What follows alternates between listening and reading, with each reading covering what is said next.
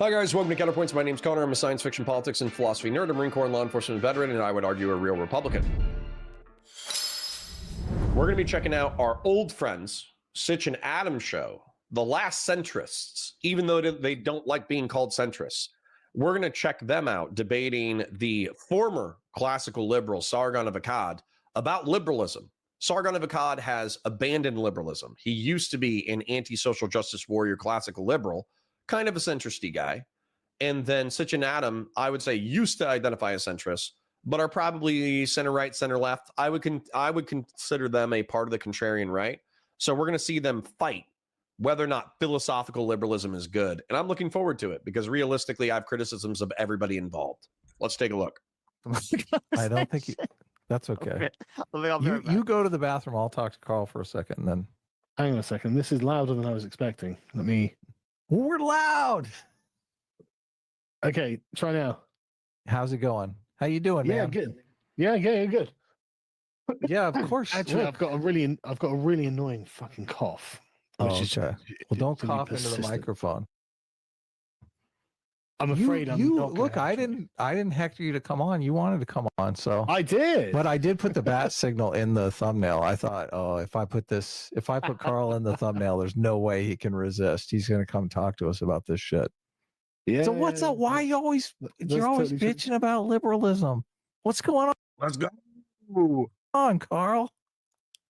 I'm currently streaming on my little gaming channel. Are you? Of change. Okay. Yeah. Well, Yeah, that's no, it's okay. totally What's fine. up, everybody? Yeah, the chat is saying hello. Oh, hey, what's going on? I'm just gonna make sure that everything's working right. I think. Say something again. Hey, Right. hey, everybody. Trump, My chat can definitely 2028, hear right? Sorry. Trump 2028. I mean, I doubt it. Like Trump's looking quite tired these days, man. Yeah, I saw this one interview on CNBC where the CNBC hosts were super serious. Obviously, CNBC here is the financial channel. All they do is talk about stocks and bonds and the market all day long. And Trump was on there, and one of the hosts put the thumb screws to him about running in 2028. She did not like all this joking around about running. And Trump said, she asked point blank, are you planning on running in 2028? And he kind of laughed it off and said, probably not. And then after that, I just realized, oh yeah, he's just trolling people. He's not serious about it. You were like sold. Yeah. I mean, he's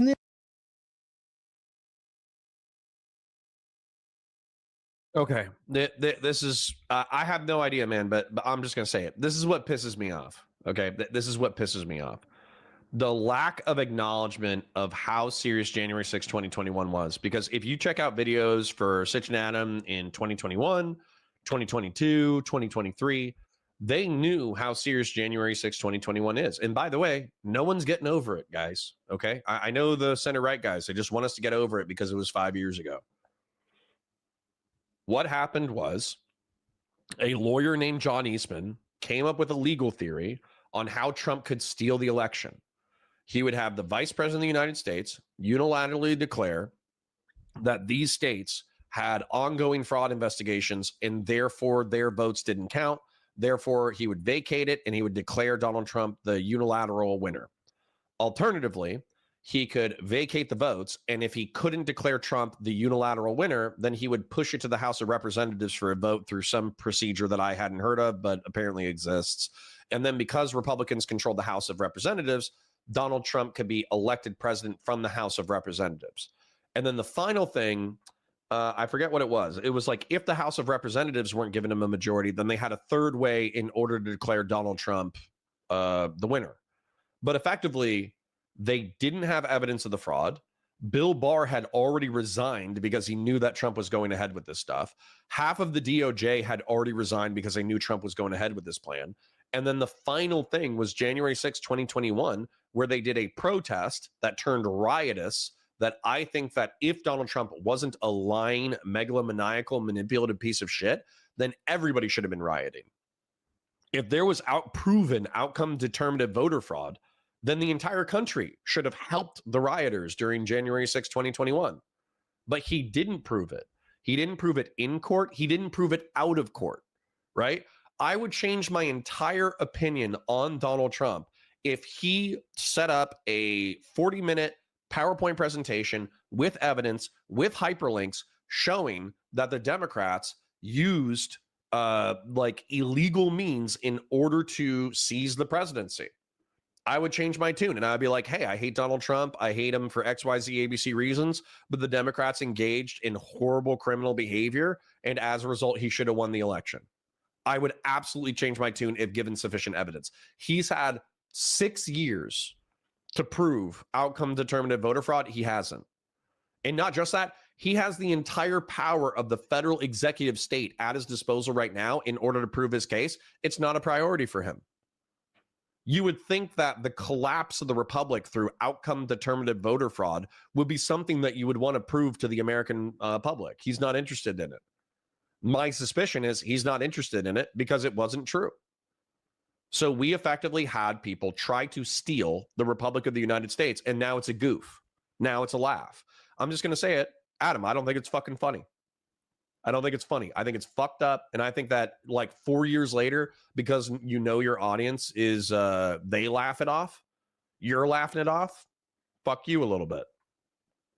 Isn't he like 79? I don't know. I'm not sure how old he is, but look, he seems in good shape to me. So yeah, he's very like, you know, compos mentis for a chap his age. Don't get me wrong, but he's fucking old. You know, I'm sure. Look at you, 80. Ages. Jeez. I know, God. Yeah, I am pretty ageist. You've turned on Trump. I thought you were a big Trump supporter. No. I'm obviously a supporter of Trump still, although you know he's not perfect. But like, you know, I do support Trump, but it's just one of those things. It's like, guys, can we not get someone of about 50? That would be ideal, right? Right, sure. No, I agree. We need someone young. Mamdani, right? He's young. He's isn't he in his 40s? Is he 30s? He looks like he's in his 40s. I'm sure JD Vance is going to be running on the Republican side. So yeah, how do you guys feel about JD Vance? I mean, I want to see him campaign. I'm not opposed to voting for JD Vance. So cool. This was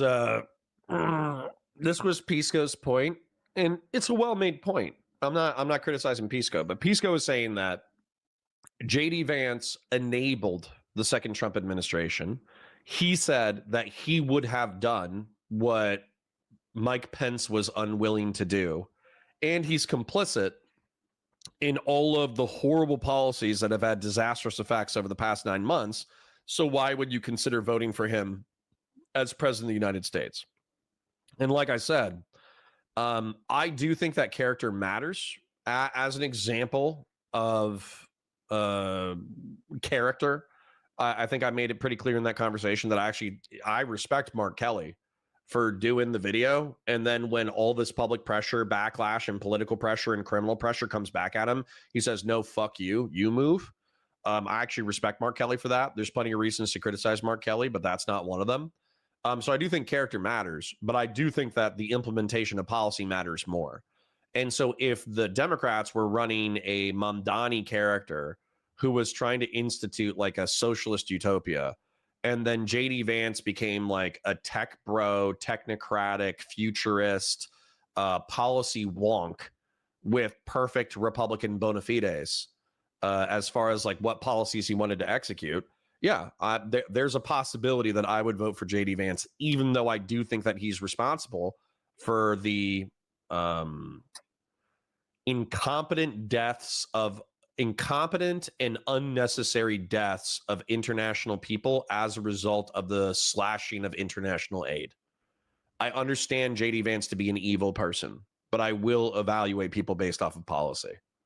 It's just that Donald Trump was an evil person and his policy sucked. John Mamdani's 34. He looks older, doesn't he? That's racist. Interesting. Jesus. Interesting. So He's younger than me. We were going to watch your video on the woke is the problem, or not. No, the woke is not the problem. It's the left that's the problem. That's a video that we were going to watch. Oh, right. Yeah. Well, I mean, I agree. So now you've gone completely woke. You're saying woke is not even a problem now. Well, no, that's not what I say in the video. Well, lay it out. Lay out your argument. Since you're here, we don't have to watch it. Just tell us what the argument is. Sure. Well, woke is a lens, so it allows you to see things that you otherwise wouldn't have been paying attention All right. See you, other guy. Have a good night, bud. to. But it's not itself a normative philosophy. It's a descriptive lens. So, you can look at the world through the lens of woke, but if you don't have the liberal left types, the philosophy of them to inform what you're seeing, then you don't. I mean, frankly, a lot of the time, a lot of people just don't make head nor tails of it because they're not leftists, right? So a lot of people are like, well, so what? It requires the leftism to be the problem, to actually inform what ought to be done, because that's the normative component of the woke left. And so really, it's the left part that is the problem, like it always has. There's I just plugged Sam Patriarch's channel. So he sent it to me via Discord DM. So if you like hanging out and talking with Sam Patriarch in chat, go check out his channel. And always will be. And so, like, complaining, oh, the woke is the problem. No, that's you defending the left, when it's actually the left that's the problem, and it always will be. Because the left is the section of politics that actually has a goal. They want to bring about a certain future in mind. I don't like any of the. Okay, we need like a political spectrum map. Where's my wig? Where's my wig?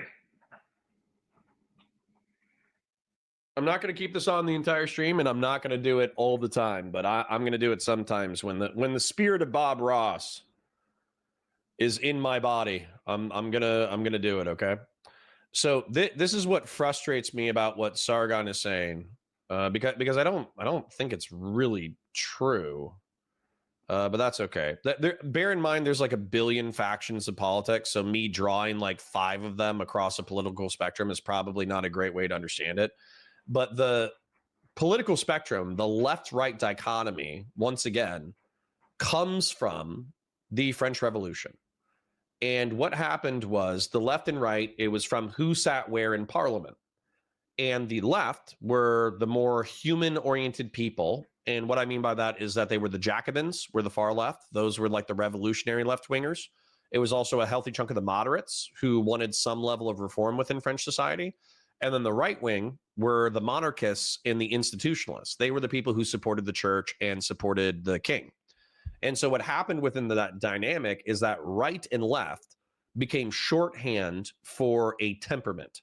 And the temperament is, are you for reform that benefits the peasant masses? Are you for reforms that benefit the most amount of people maximally and give them the maximum amount of freedom? Or do you think that human institutions bear within them some level of wisdom that must be preserved and passed down through society? And that's how like left versus right was split.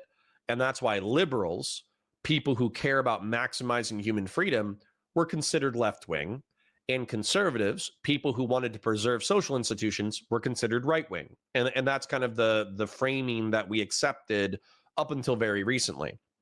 Now, what kind of pisses me off about what Sargon is saying, it's not that he's kind of saying that like, oh, well, the left, once you accept this split in political dichotomy, which I'm assuming is presumed in his rhetoric, that once you hit the presumed left-right dichotomy, the left never wants to stop maximizing human freedom. They never want to stop pushing, especially leftists, never want to stop using freedom as the sole virtue through which they associate things. And so the next logical step is emancipating people from the oppressions of capitalism. So I'll just put liberal, socialist, communist, because think about this. Just throw out the fact that you hate communism for a second, and throw out the fact that that historically communism has been terrible. Any attempt at communism or socialism has been terrible. Throw that out of your mind real quick. Think about a moneyless, stateless, classless society real quick. Just think about it for a second. Moneyless. There's no money. Well, you still need food. You still need power. You still need energy. You still need to do X, Y, Z, A, B, C. Moneyless means that everything is free. You just go to the local grocery store. There's food right there for you. You just fill up your grocery cart and you take it home. You don't have to do anything because it's there. It's there for the taking. It is there for you. You don't have to spend any money. Oh, you want your kids to do extracurricular activities? You want your kids to play baseball? You don't have to spend any money. That's just done. People just do it because they have organized society in such a way that everybody kind of does what they want to do. And as a result, you can go enjoy everything, right? And then stateless, there's no cops. Society is so good. It is so good that there is no cops to harass you because everybody just does the speed limit. Everybody just waves to their neighbor. Everybody's nice. Nobody steals. Nobody murders. Nobody rapes. Nobody kills. Sounds great, right? The problem with that is that I don't think that's within human nature. I think that we are, to some degree, tribal, greedy, self-interested beings who have a whole evolutionary history that informs our instincts. And so a moneyless, stateless class of society is not possible. Then with socialism, with the decommodification of basic human needs and workers owning the means of production, which is viewed as a stepstone to communism, socialism, with the decommodification of basic human needs, that would just mean that food, water, and shelter would be free, and it would probably be subsidized by taxes, let's be real, and then subsidized by taxes to the point that it was free. And then what was the next thing? Workers owning the means of production. People would all have a stake in any economic institution that they participated in. So the state would force it that when you start working at a grocery store, or you start working at a car wash, or you start working at a tech firm, doesn't matter what you're doing, you get a stake in the company. That way, when the company does well, you do well. You basically profit share every economic institution that you're a part of. Well, the problem with that in my mind is that any state that was large enough to enforce that social order would be large enough to kill, incarcerate, maim, slaughter anyone who stood against that economic and social project. And if you look at the socialist countries of the 20th century, that's exactly what they did. If you're insufficiently down with the cause, they kill you. If you're insufficiently down with the cause, they incarcerate you for life. If you're insufficiently down with the cause, they zip tie you and they throw you into a river because you are an opponent to the maximal human freedom offered by socialism and communism.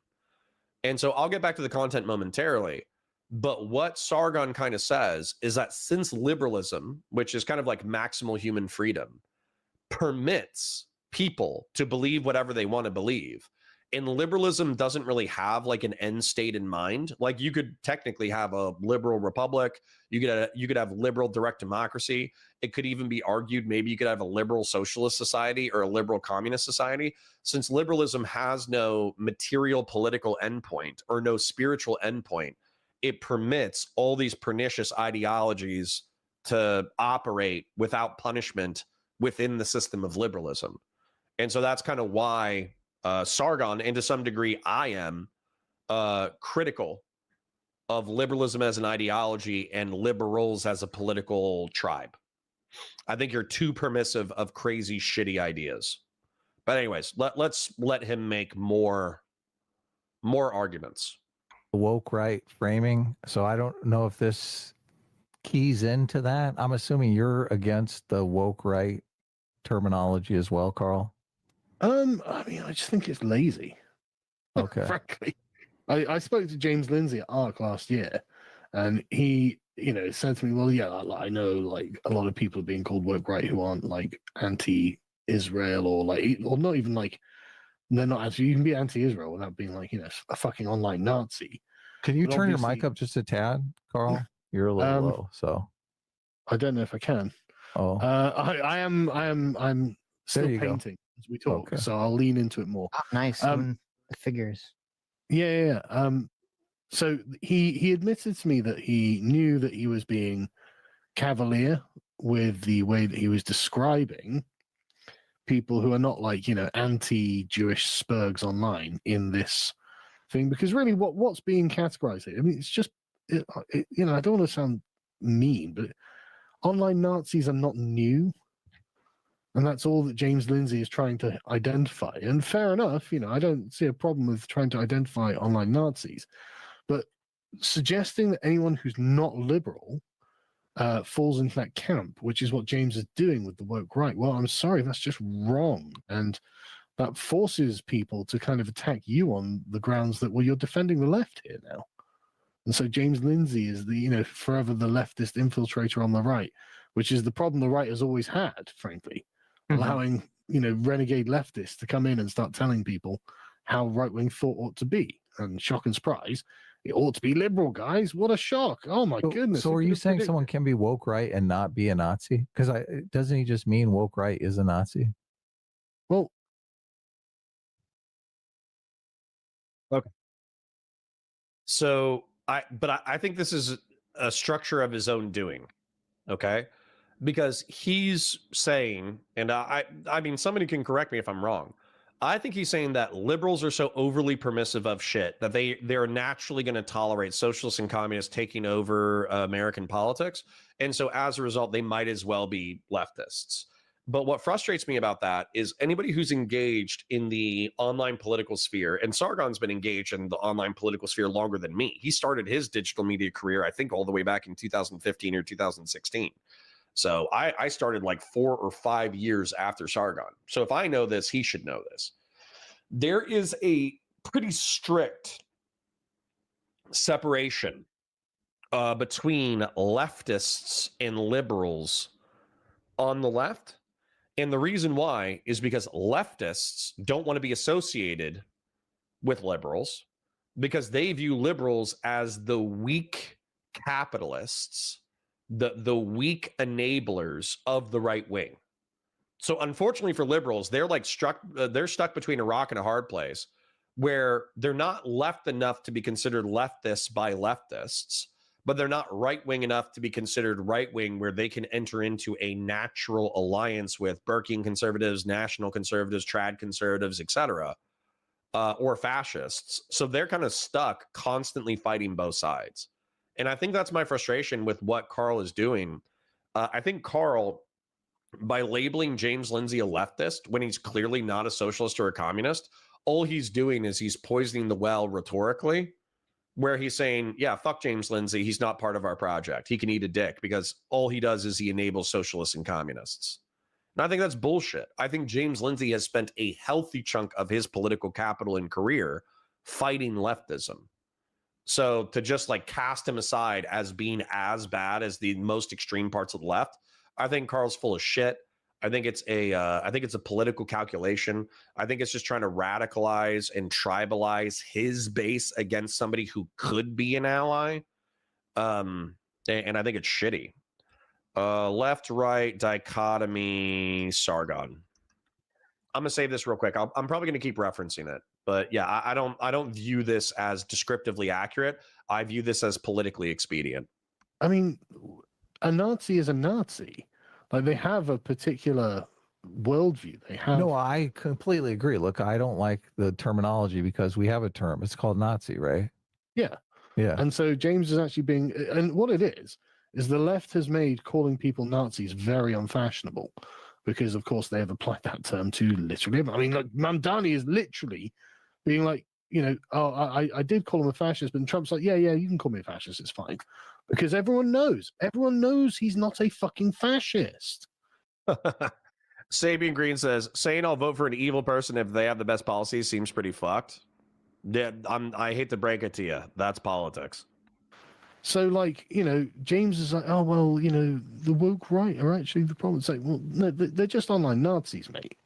And actually there is, James has never read a book by someone who would describe themselves as post-liberal, and it shows because there's actually a huge amount of thought that's gone into these people. Like Patrick Deneen is excellent. There are a couple of others. I can't remember who they are, but I've listened to the audiobooks that they've written. And they're very good. And they're in a very similar sort of headspace to a lot of people where it's clear that it is liberalism itself that is incapable of actually solving any of the problems because it's the source of the issues. And so it's just one of those things where it's like James spurging out because of his personal commitment to liberalism is just him calling people a bunch of Nazis under a new guise. It's like, okay, thanks, James. That's exactly what nobody wanted.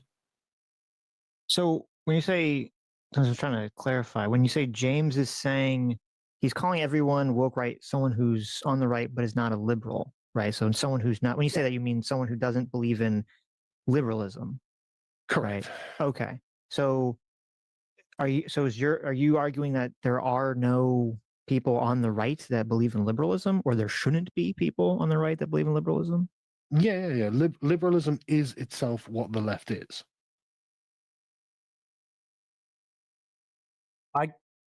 Is he dumb? Is this bait? What is he saying?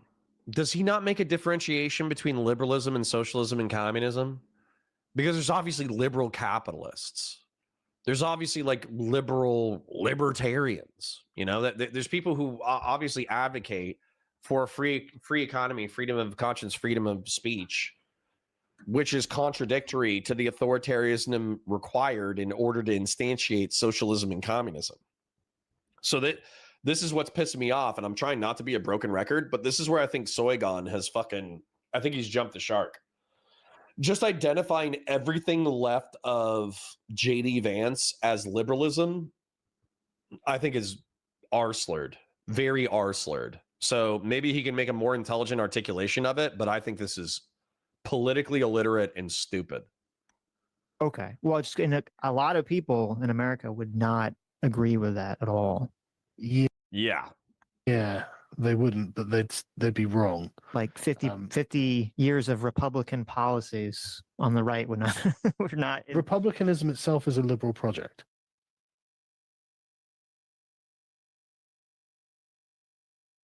Let's see where he goes. Well, that made it yeah. easy. Yes. I mean, both parties in America since the beginning were liberal parties. Yes, the United States itself is the great liberal experiment in governance. Right. So, right. And so like, so just to say that you know, the right, what is actually right wing, is strong. Oh, he's gonna piss me off. Hold on, I'll give him more time to piss me off. But once again, pretending that you have to be like a monarchist or a national conservative in order to be a conservative is bullshit. It's total bullshit. Struggling not to be liberal is totally fine. It's just James Lindsay doesn't want to hear it. But the problems that we have are problems that stem from liberalism. So, you know, there's just no other governing philosophy that you could point the finger at, frankly, to put the blame on them. Right. Well, before we get into that, what does I really want to hear the problems with liberalism, man. Because if you look at the problem of communal societies within the ancient world, like let's go chronologically. Let's do a brief archaeological, chronological, political analysis. All right. If you look at like hunter-gatherer tribes with like chieftains and war chiefs, the problem is pretty clearly that it doesn't scale. A single shaman and a single chieftain with a council of elders can rule or can govern a society of 30 to a few hundred people. But once you start getting into like city states of tens of thousands of people or even hundreds of thousands of people, it's pretty clear that a single chieftain and a single shaman and a council of elders is not enough to, you know, organize all of society.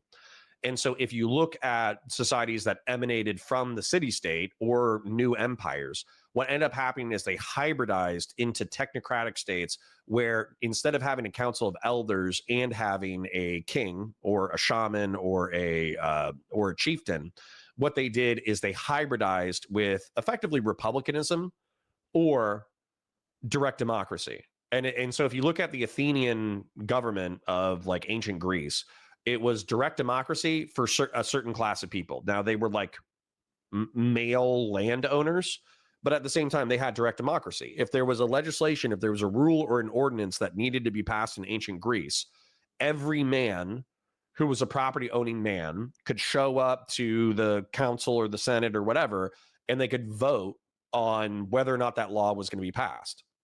But you got into the problems of tyranny of the majority, where if a vote goes 51-49, but that vote is for something that sucks ass, then 49% of the population just has to suffer. And one of the examples of the 51-49 vote being flawed is the death of Socrates. So for those of you who don't know, and maybe I could be getting this wrong, I always mix up Socrates and Plato, but I'm pretty sure Socrates is the first guy. Socrates was ordered by the state to commit suicide for corrupting the virtues of the youth. He was like a street philosopher who was the original debate bro, and he was ordered by the state to commit suicide. And he ultimately had to commit suicide. And then Aristotle, one of his understudies, actually fled Greece because he was worried that if he stayed around preaching philosophy, that the state was going to kill him too. And so that's one of the issues with direct democracy is if you don't have enshrined rights, if you don't have like written down rules that must be followed, then 51% of the population can vote for something fucked up and it doesn't matter. You just have to obey that rule because 51% of the people voted. And if you don't obey that rule, then effectively you're collapsing the entire system. So that's the failure with direct democracy. When it comes to republicanism oftentimes take a technocratic class, and then what you do is you pass rules that are good for society, but you write those rules down and you can overturn the rules over time through a representative majority, but those rules stay over time. That's like the concept of the rule of law. And if you actually look at like constitutional monarchy, like England, like the United Kingdom, that emanated from the Republic of Rome. Even Rome itself, when it was under the rule of emperors after the fall of the Republic, it still had a Senate. It still had a judiciary. It still had these organs of governance that helped it run one of the most complex empires in human history. And it needed those organs in order to manage such a complex society. So if you look at America and you look at the institutions that we have, my frustration with what Sargon is saying is that like, Burkean conservatism wants to conserve liberal organs of government. And so saying that Burkean conservatism, Edmund Burke being like the father of modern conservatism, pretending that somebody applying Burkean conservatism to liberal organs of government is somehow not right-wing and not differentiated from a straight liberal or differentiated from a leftist, I think it's very R-slurred. I think Carl is very up his own ass. How are you conceptualizing left versus right at all? Oh my God. Please give me a direct answer, Carl. Do not philosophize to the endless degree. Oh, I guess nowadays. Well, these days, I think really the proper conceptualization between left and right is the amount of how to describe it, the amount of credence that reality has in a person's worldview is really what defines the left and the right. But the left and the right. Where did you get this from, Carl? Where did you get this from? Was there some contemporary of the French Revolution who said that? Was there some philosopher that I haven't heard of? Is there some Greek or German or Russian philosopher who said, you know what defines the right wing from the left wing? Whether or not they are attached to reality versus idealism. And by the way, the reason why this definition falls on its flat on its ass the second that he uttered it, which actually pisses me off that this pussy doesn't debate, is because the leftists make the same argument. The leftists make the argument that what is it? They make the argument that liberals and capitalists are idealists, and that Marxists and socialists need to divorce themselves from idealism, because idealism is creating the social construction within your mind and then kind of like working towards it. Whereas what grounds, I think they call it like economic science or material science or dialectical materialism or something like that. They actually view the emanation of socialism and the generation of socialism and communism as materially inevitable.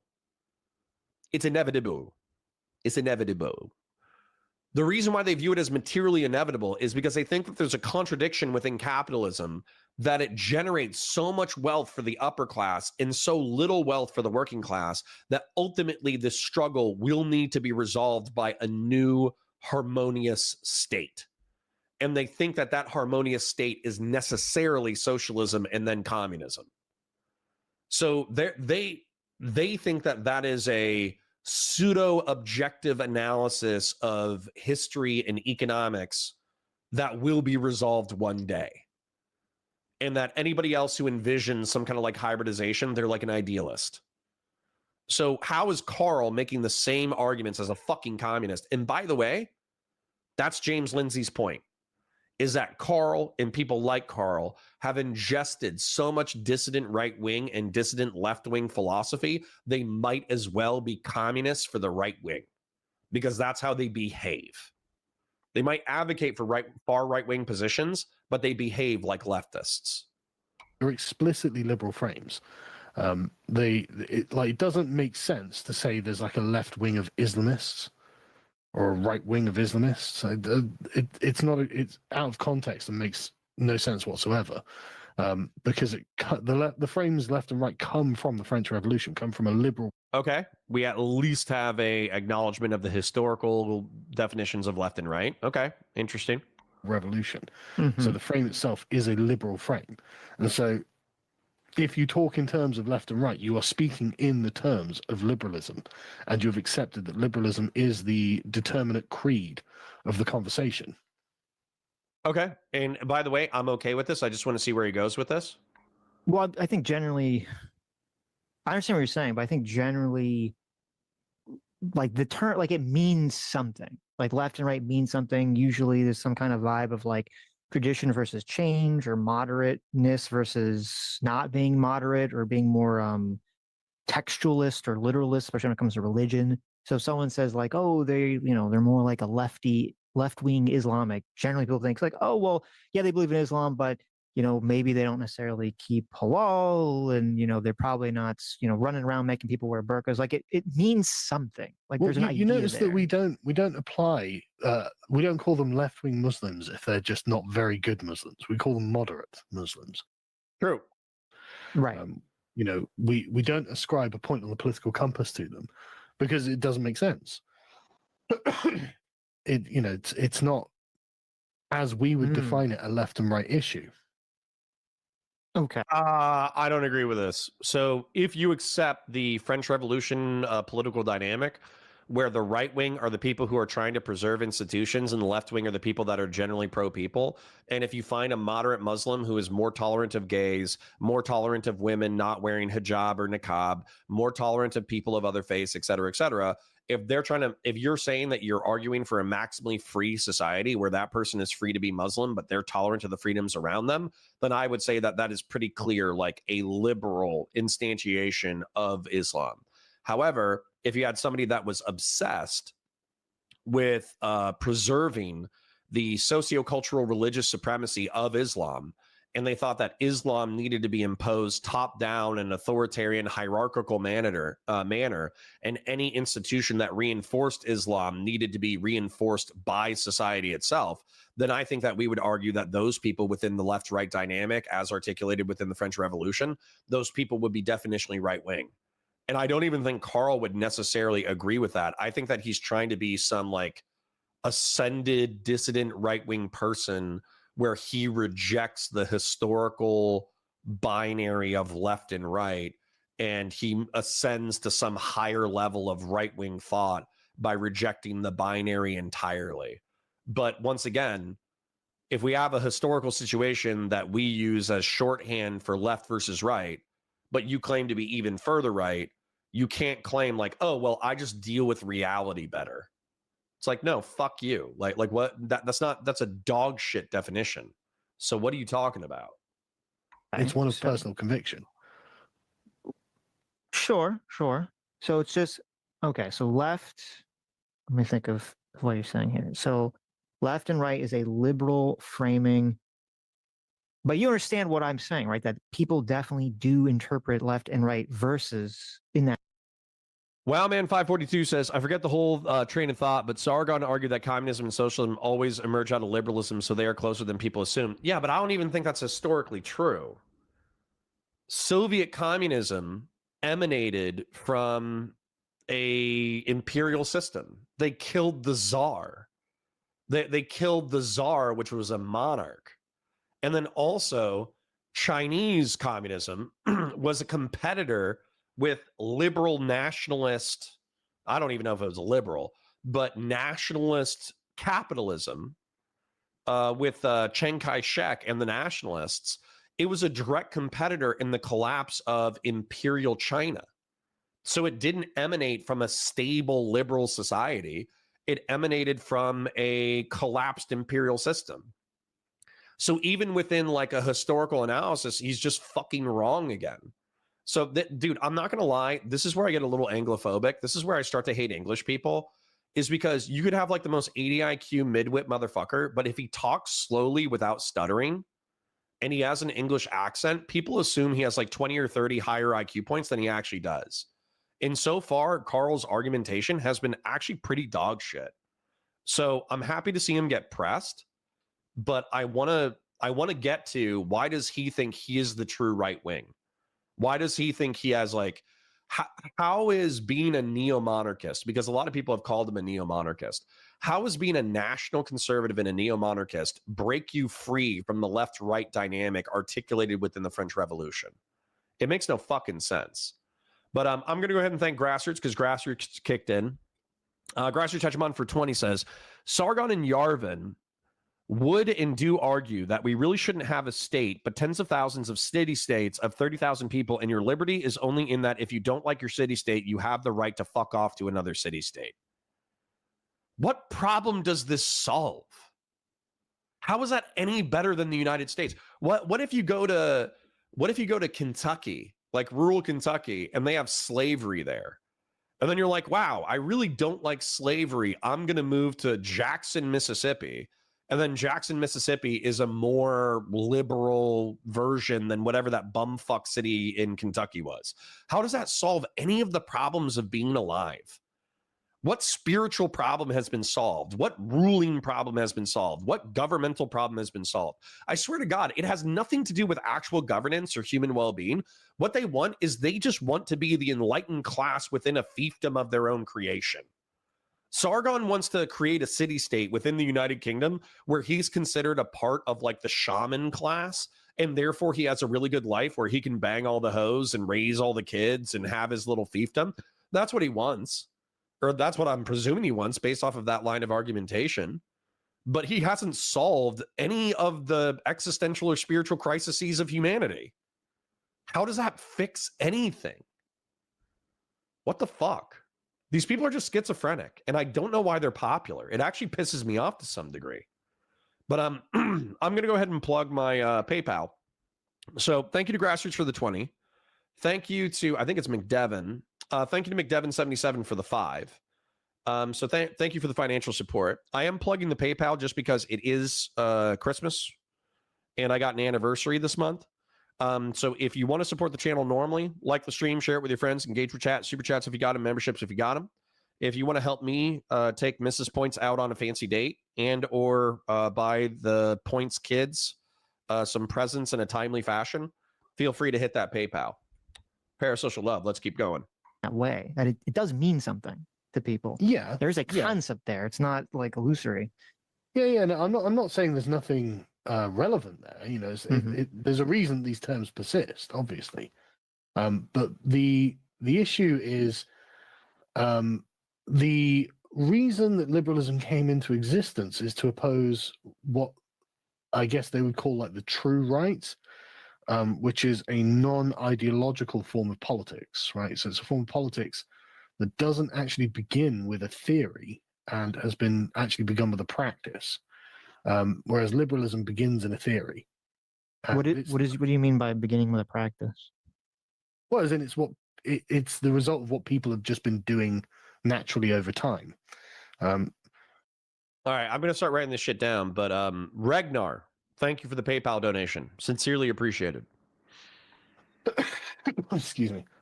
So like monarchy is something that like you would say monarchy is something that exists as a practice, not an ideology. Oh yeah.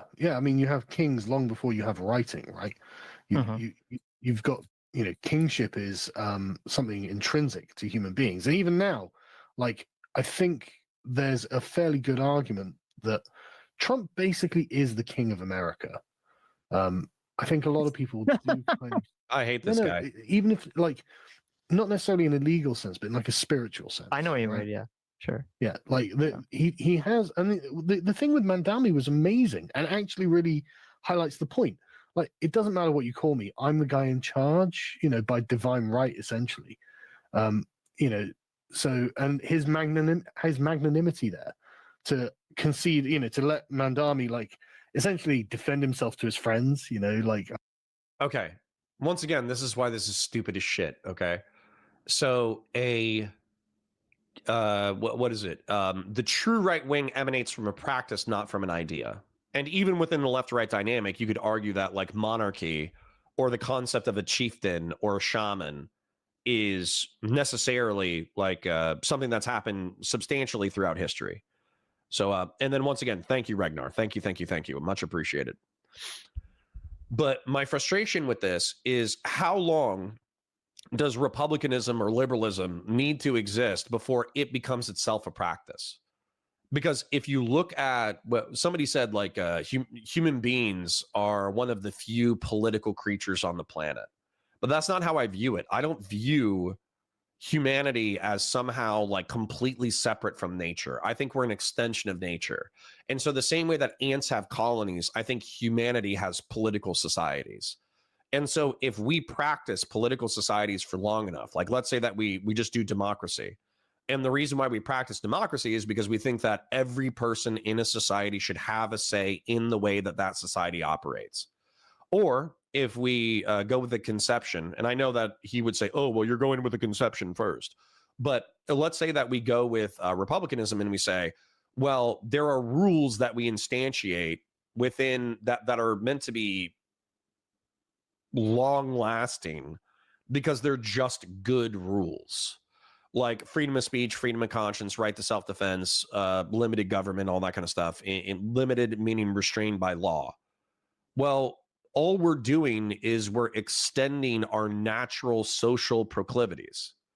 So how is that, like, at what time does the practice of an idea just become a practice? This whole line of argumentation I find utterly fucking absurd. And it does feel like, have you guys seen the South Park episodes where like San Francisco people are like farting into glasses of wine and then sniffing their own farts? South Park. The Broflovsky family gets a Prius, an electric car, and they think they're too fancy and too advanced socially for South Park, Colorado. So they move to San Francisco so they can become like more socially enlightened. And so what they do is they find like a bunch of like smug douchebags in San Francisco, and all the smug douchebags rip farts into wine glasses, and then they just smell their own farts. And so my whole point is that like this is what it feels like. This is Sargon at a dinner party now. He's like, you haven't even read Curtis Yarvin. Your philosophy emanates from a conceptualization, whereas mine emanates from human tradition and practice. Like, just shit into a fucking wine glass and smell your own farts, you fucking smug piece of shit. That is crazy pants. I know your guys are going to demand that you call me fascist. Go ahead, it's fine. It's I don't mind. We'll carry on afterwards. I know what this is about. Like that's the kind of thing that would happen in a royal court, And this whole thing, this whole visit from Mamdani to Trump, it's got like echoes of like feudal allegiance to it. Like Trump. You're so British. You're so British. No, well, stop. It does. No, it really does. Americans did not see it that way. No. Well, I think you should look at it with fresh eyes. Hey guys, just Hosbar, if you're having a good time fighting in chat, I have no problems. Feel free to fight my liberal chat. In liberal chat, if everybody's having fun, then have fun fighting each other in chat over liberalism and conservatism and shit. However, I just want you, if it stops being fun, stop being mean to each other. I like Hosbar. I think he can be insightful. We don't agree on everything. He's kind of more of a crucible guy. But I want to make this a space where, like, yeah, we got 50%, 60% liberals, libertarians, conservatarians, or whatever are probably the remaining 40 or 30%. But I want people from the crucible who might be Christian nationalists or Christian conservatives. I want them to feel like they can come in here and throw elbows and still have fun. I don't want it to be unpleasant. I don't want them to be angry by the time they leave. Press them on their bullshit, but don't Don't make it ugly. You know what I'm saying? Quick chill, like the stream, share it with your friends, engage with chat, super chats if you got them, memberships if you got them. If you want to do a PayPal instead, there's the PayPal link. Parasocially love you. Thank you for being here. Let's keep going as Carl Benjamin Sargon, aka Sargon of Akkad, gives me a fucking migraine through being a fart sniffing arsler. Right. Try not to have an intrinsically American prejudice about it and look at it with fresh eyes. Because, like, Mamdani is like Trump is like a mafia boss in the way that he deals with his politics, right? He's concerned about loyalty, honor, and respect.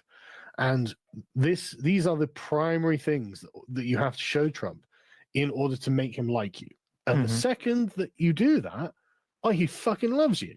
And he thinks you're the bee's knees, and no matter what the ideological differences between you are, he doesn't care. He thinks you're fine.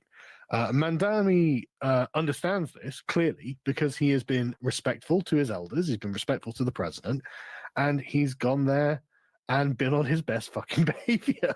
And it's really. Yeah, Grassroots says one of the reasons why Hobbes said that sovereignty shouldn't be able to compel you to kill yourself was because of Socrates. Awesome. Funny to see, Frank. Yeah, bend the knee, basically, is my chat point out. You're essentially bending the knee there. And that's fine. That's just what feudal politics is. It's the politics of relations. It's the politics of respecting the person who is superior to you. And there's no doubt that Trump is superior to Mandani. I mean, in what way could you argue that he's not? He's been more successful. He's rich. He's a fucking pedophile, Carl.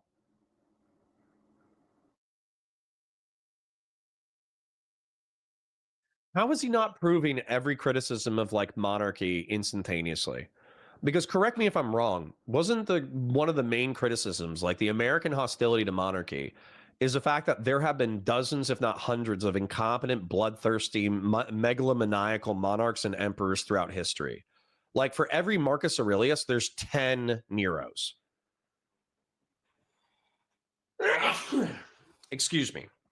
So if you can point to Marcus Aurelius, if you can point to Marcus Aurelius and be like, oh, wow, we had a philosopher king who was a competent general and ruler, and he ruled the republic with generousness and fairness.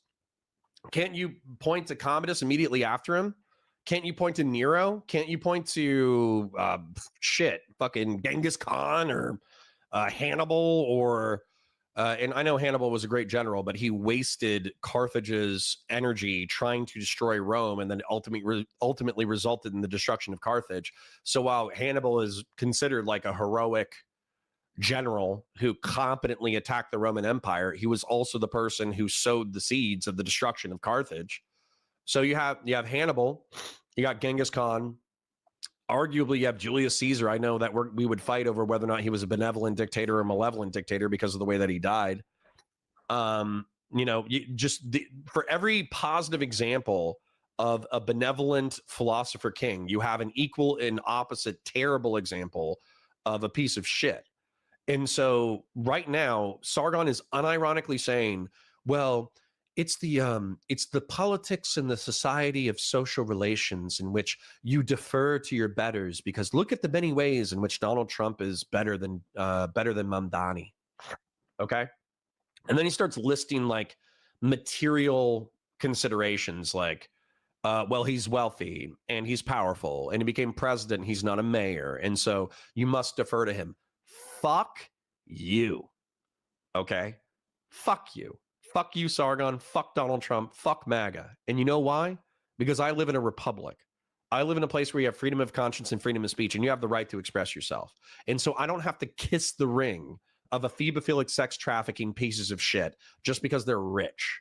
I don't have to pretend that their shit doesn't stink. I don't have to walk into the room of Sargon of Akkad farting into a wine glass and then sniffing his own farts and be like, oh, well, you're English, and technically the English are the precursors to America, and you've read Curtis Yarvin, therefore you're my social better. Therefore, please continue to sniff your farts in my presence, and I will pretend that you are my social better. No, go fuck yourself. Go fuck yourself. Go fuck yourself with a 40-foot pole, you fucking arsler. How about that? How American and plebeian and crass and vulgar is that?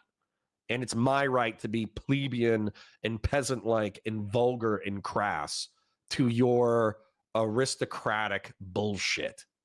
He's older. He's got a higher office, blah, blah, blah. You know, like in every way. Mandami's only 34 years old. He's at the beginning of his political career. You know, he's actually playing it very smart, frankly, to concede all of this to Trump. And it's won him over completely. Trump's thrilled with the guy. Oh, I don't think that the respecting of the people more powerfully. I think that's in almost. I think that's gay.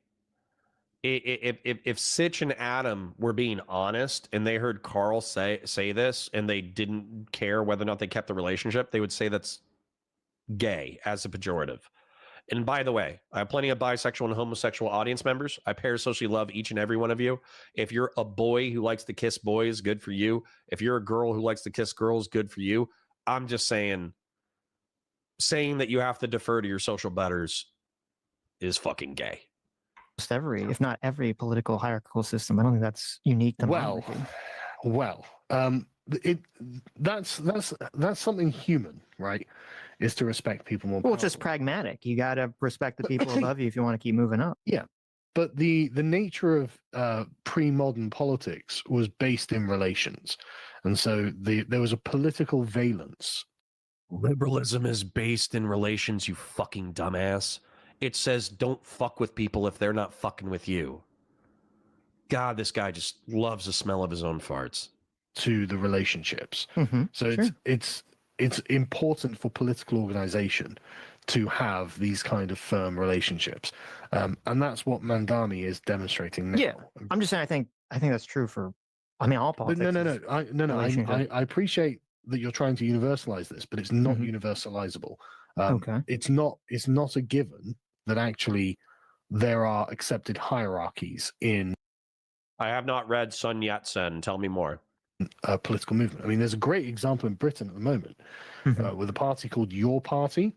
It's a leftist alliance between a communist and an Islamist, and Jeremy Corbyn and Zara Sultana, and they've basically been fighting over seniority in the party. Excuse me. Mike Wazowski says, debate him then. I'll debate Carl. I will debate Carl at a time and place of his choosing. I will debate him midnight, 1 a.m., 2 a.m., 3 a.m., 4 a.m., 5 a.m., 6 a.m., 7 a.m. He could pick an hour of the day that is the most inconvenient to me. I will find childcare. I will tell my wife it is necessary for me to debate this arsler. I will move heaven and earth in order to debate Sargon of Akkad. Mike Wazowski. However, Mike Wazowski, this motherfucker blocked me on Twitter because I said he uses black pill content to radicalize young men into stupid positions. Jeremy Corbyn is probably in his 70s, and he is a very famous communist grandee in this country, basically. Zara Sultana is probably about 28, 29, something like that. And she is doing the opposite of Mandami. She is not showing respect to the person who has accrued more than her, because ideologically, actually, the words and the thinking and the logic doesn't require you to have any greater experience than anyone else. If you can articulate the proposition and derive the conclusion, the logical conclusion from it, then in any ideological thinking, you are actually the equal of someone else. I mean, that's, anyone can do it as long as they have sufficient intelligence to be able to understand it. And so actually there is a kind of politics, and usually we think of it as like family politics. Like you might know that your granddad is wrong about something, but because of his station in life, you have to just kind of bite your tongue, go, yeah, okay, granddad, I guess we'll see, won't we? And then when the computer breaks or whatever, because he didn't know what he was doing, you have to take over and just go through the experience. And it's that kind of politics that Trump is applying to the actual political world. 2inch says, the harm principle articulated by John Stuart Mill states the only purpose for which power can be rightfully exercised over any member of the civilized community against his will is to prevent harm to others. What I would add to Hinge is to prevent harm to self and others. I understand that that's actually that's where I differentiate with liberals. So, and by the way, I agree with Hosbar. Hosbar's been arguing with people in chat all day. I agree with Hosbar. So if John Stuart Mill, let's just say that we take Mill's perspective, that the state should only intercede on people when they cause harm to others. That means that you would have to tolerate schizophrenics who refuse medication. You would have to tolerate drug addicts who weren't hurting others. You know, they were just doing heroin and falling down into a black pit of despair, but they technically weren't hurting anyone. You would have to tolerate all that shit.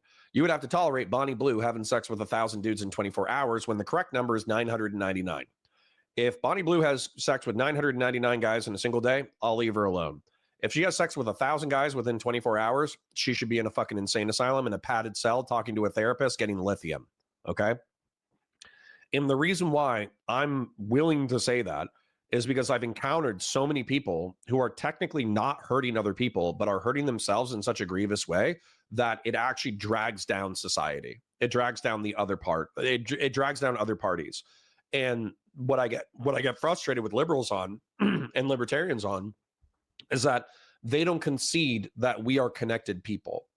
That Bonnie Blue, by advocating for her position publicly and saying that this is an acceptable behavior, she moves culture towards her, right? Same thing with a drug addict where they're like, oh, well, I'm doing heroin and I'm not hurting anybody. I might be destroying my life, but I'm not destroying anybody else's life. Therefore, let me do my own thing. Culture is moving towards that person. So you're not giving any kind of credence to the fact that another person might hear those antisocial negative behaviors and then engage in those negative behaviors because it's socially permitted. So that's where I'm a little bit different compared to an ultimate literalist, mill, liberal, or libertarian. I'm a little bit different. That's interesting. But okay. I wanted to go back to what you're saying about the monarchy thing.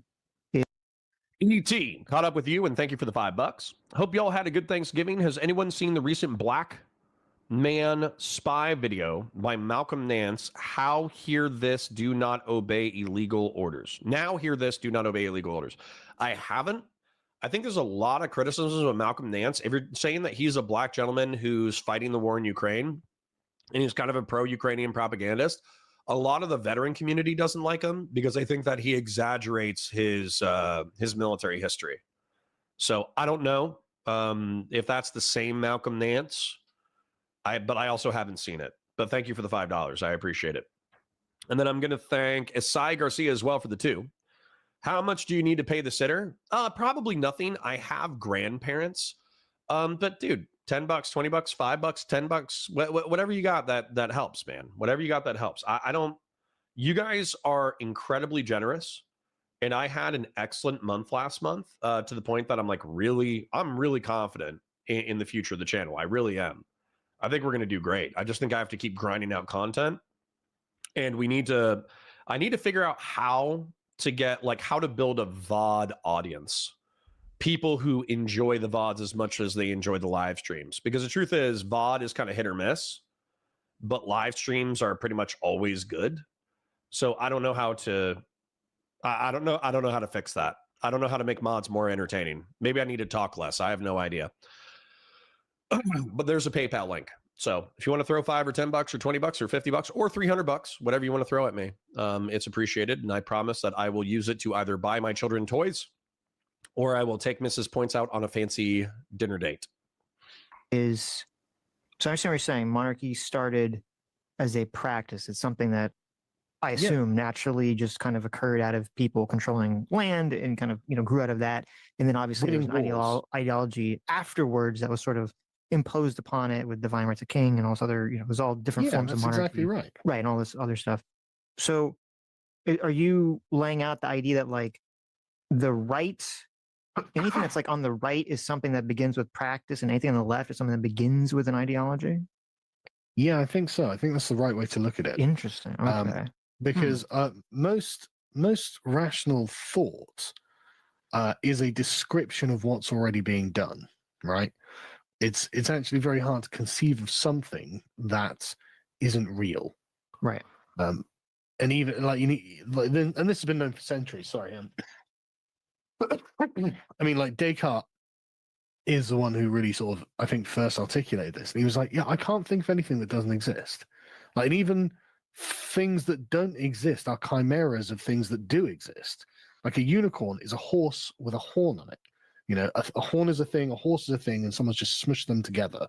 You know, Mhm. so we actually are completely bound by our sensory inputs when it comes to our imaginations.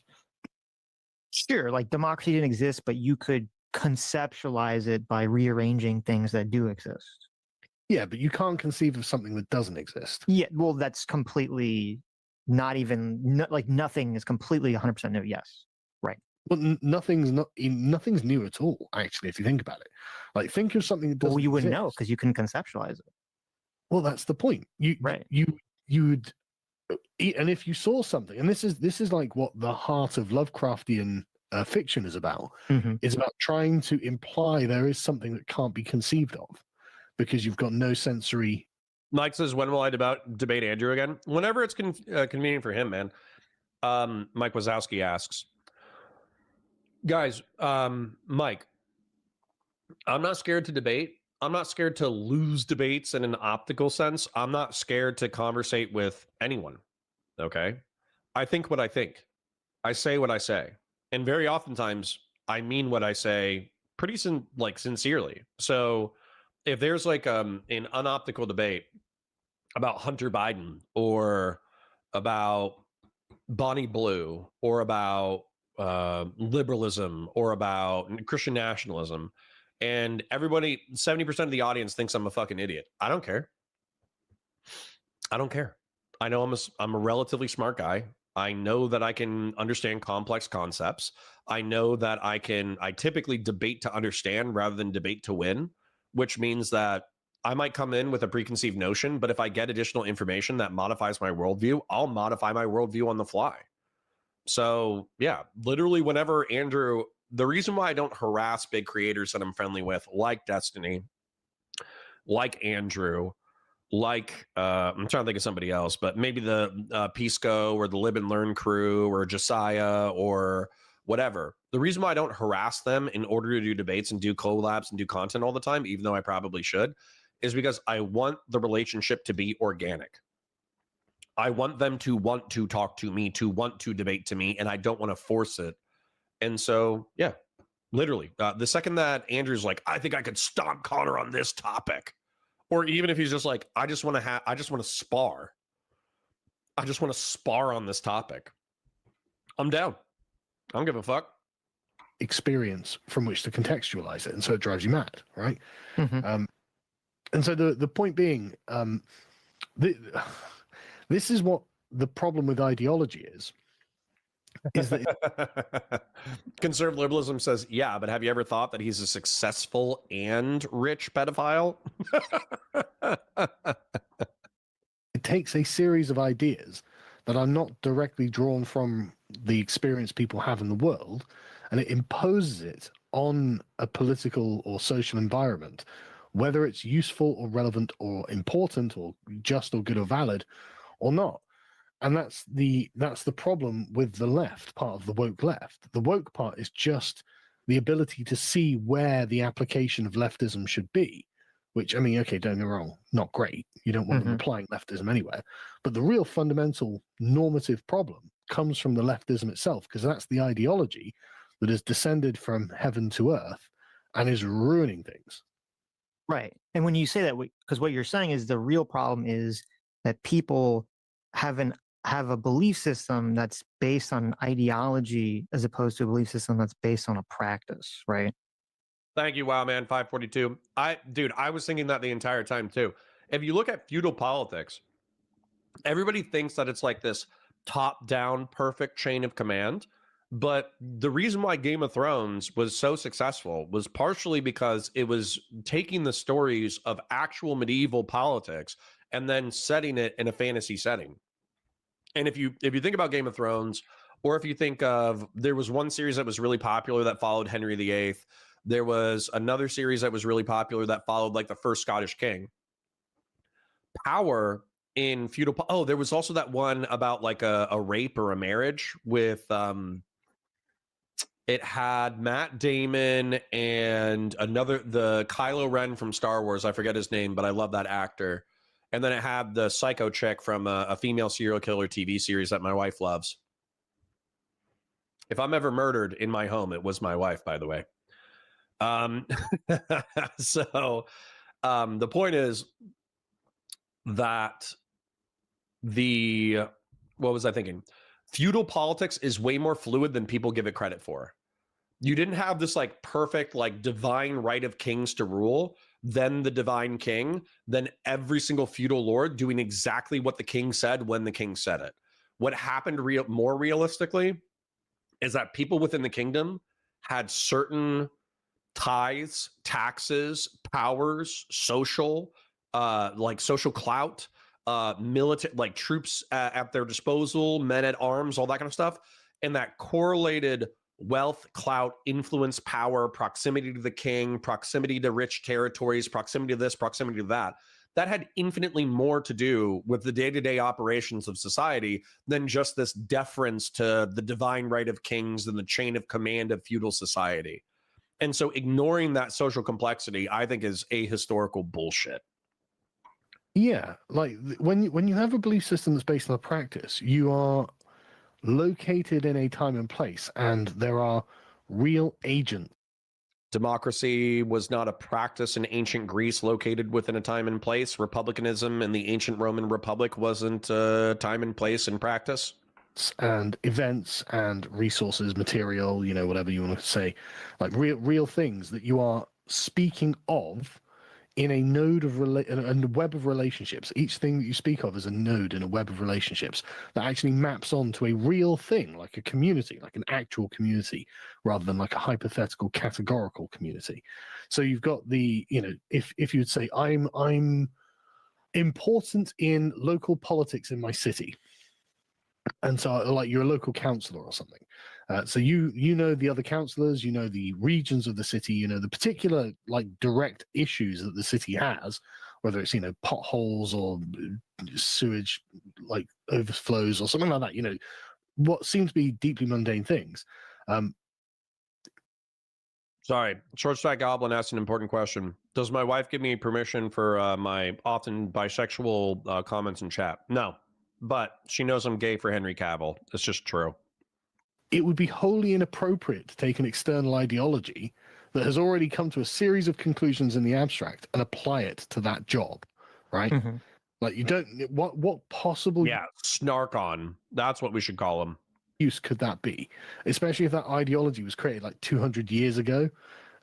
Sun Yat-sen was the father of modern China, both China and Taiwan. Interesting guy. I should probably check him out because my understanding is that the Qing dynasty collapsed into the warlord period. He collapsed into the warlord period, and then Chiang Kai-shek and the communists were battling for the future of the country. Chinese physician, revolutionary statesman, and political philosopher who founded the Republic of China and its first political party, the KMT. As a paramount leader of the 1911 revolution, Sun is credited with overthrowing the Qing dynasty, there you go, and served as the first president of the provisional government of the Republic of China and as the inaugural premier of the Kuomintang. Born to a peasant family, I'm not going to read all this. And I'm sure that I heard of Sun Yat-sen in my history class because we did go over the collapse of the Qing dynasty. But Chiang Kai-shek kind of, you know, overshadows Sun Yat-sen because it was my understanding that he was the general during the warlord period that was responsible for the KMT reconquering all of China. And then there was also this weird period where he was like kidnapped and held hostage by, I think, communists. And he tried to purge them initially. Then he made some level of peace with them. Then when Japan invaded, he was viewed as like an incompetent general who did not, you know, actually stand up to the invading Japanese sufficiently. And then that's the communists exploited the power vacuum left by nationalist incompetence. So I would have to read more, but I'm unsurprised that there is another interesting guy who helped overthrow the Qing dynasty who's responsible for the foundations of modern China. By someone in a foreign country who had never personally been actually a politician themselves, you'd be like, why would I ever listen to you? It's like, well, he's making a really persuasive case. His logic is airtight. It's like, okay, but he knows literally nothing about this situation. He knows literally nothing about how these things how these moving parts interact and how the wheels, the cogs like move each other. And he doesn't know like what budgets are, what the people are going to vote for, what people get angry about, how that's going to affect how they move or don't move out of the town or city. So the tax revenue, he doesn't know any of these things. And so ideology becomes basically, in essence, a tool to program people who do not know what they're doing to do something that is destructive. Right. Well, I think in the example that you're laying out, I mean, I would agree with you. I think almost everyone would agree with you that it's always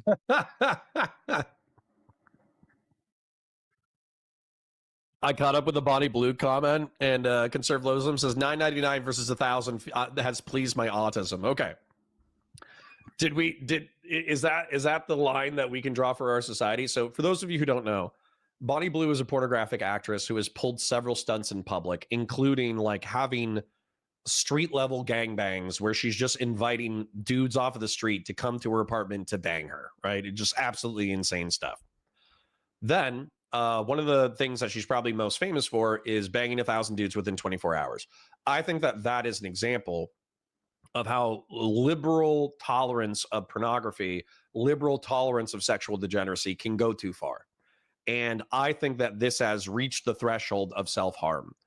But what some people in my chat have said is like, okay, well, what's the actual threshold of self-harm? Because you tolerate people participating in pornographic gangbangs all the time. Like these people exist. You don't call for their criminalization or their incarceration or their institutionalization. And yet Bonnie Blue has rubbed you wrong.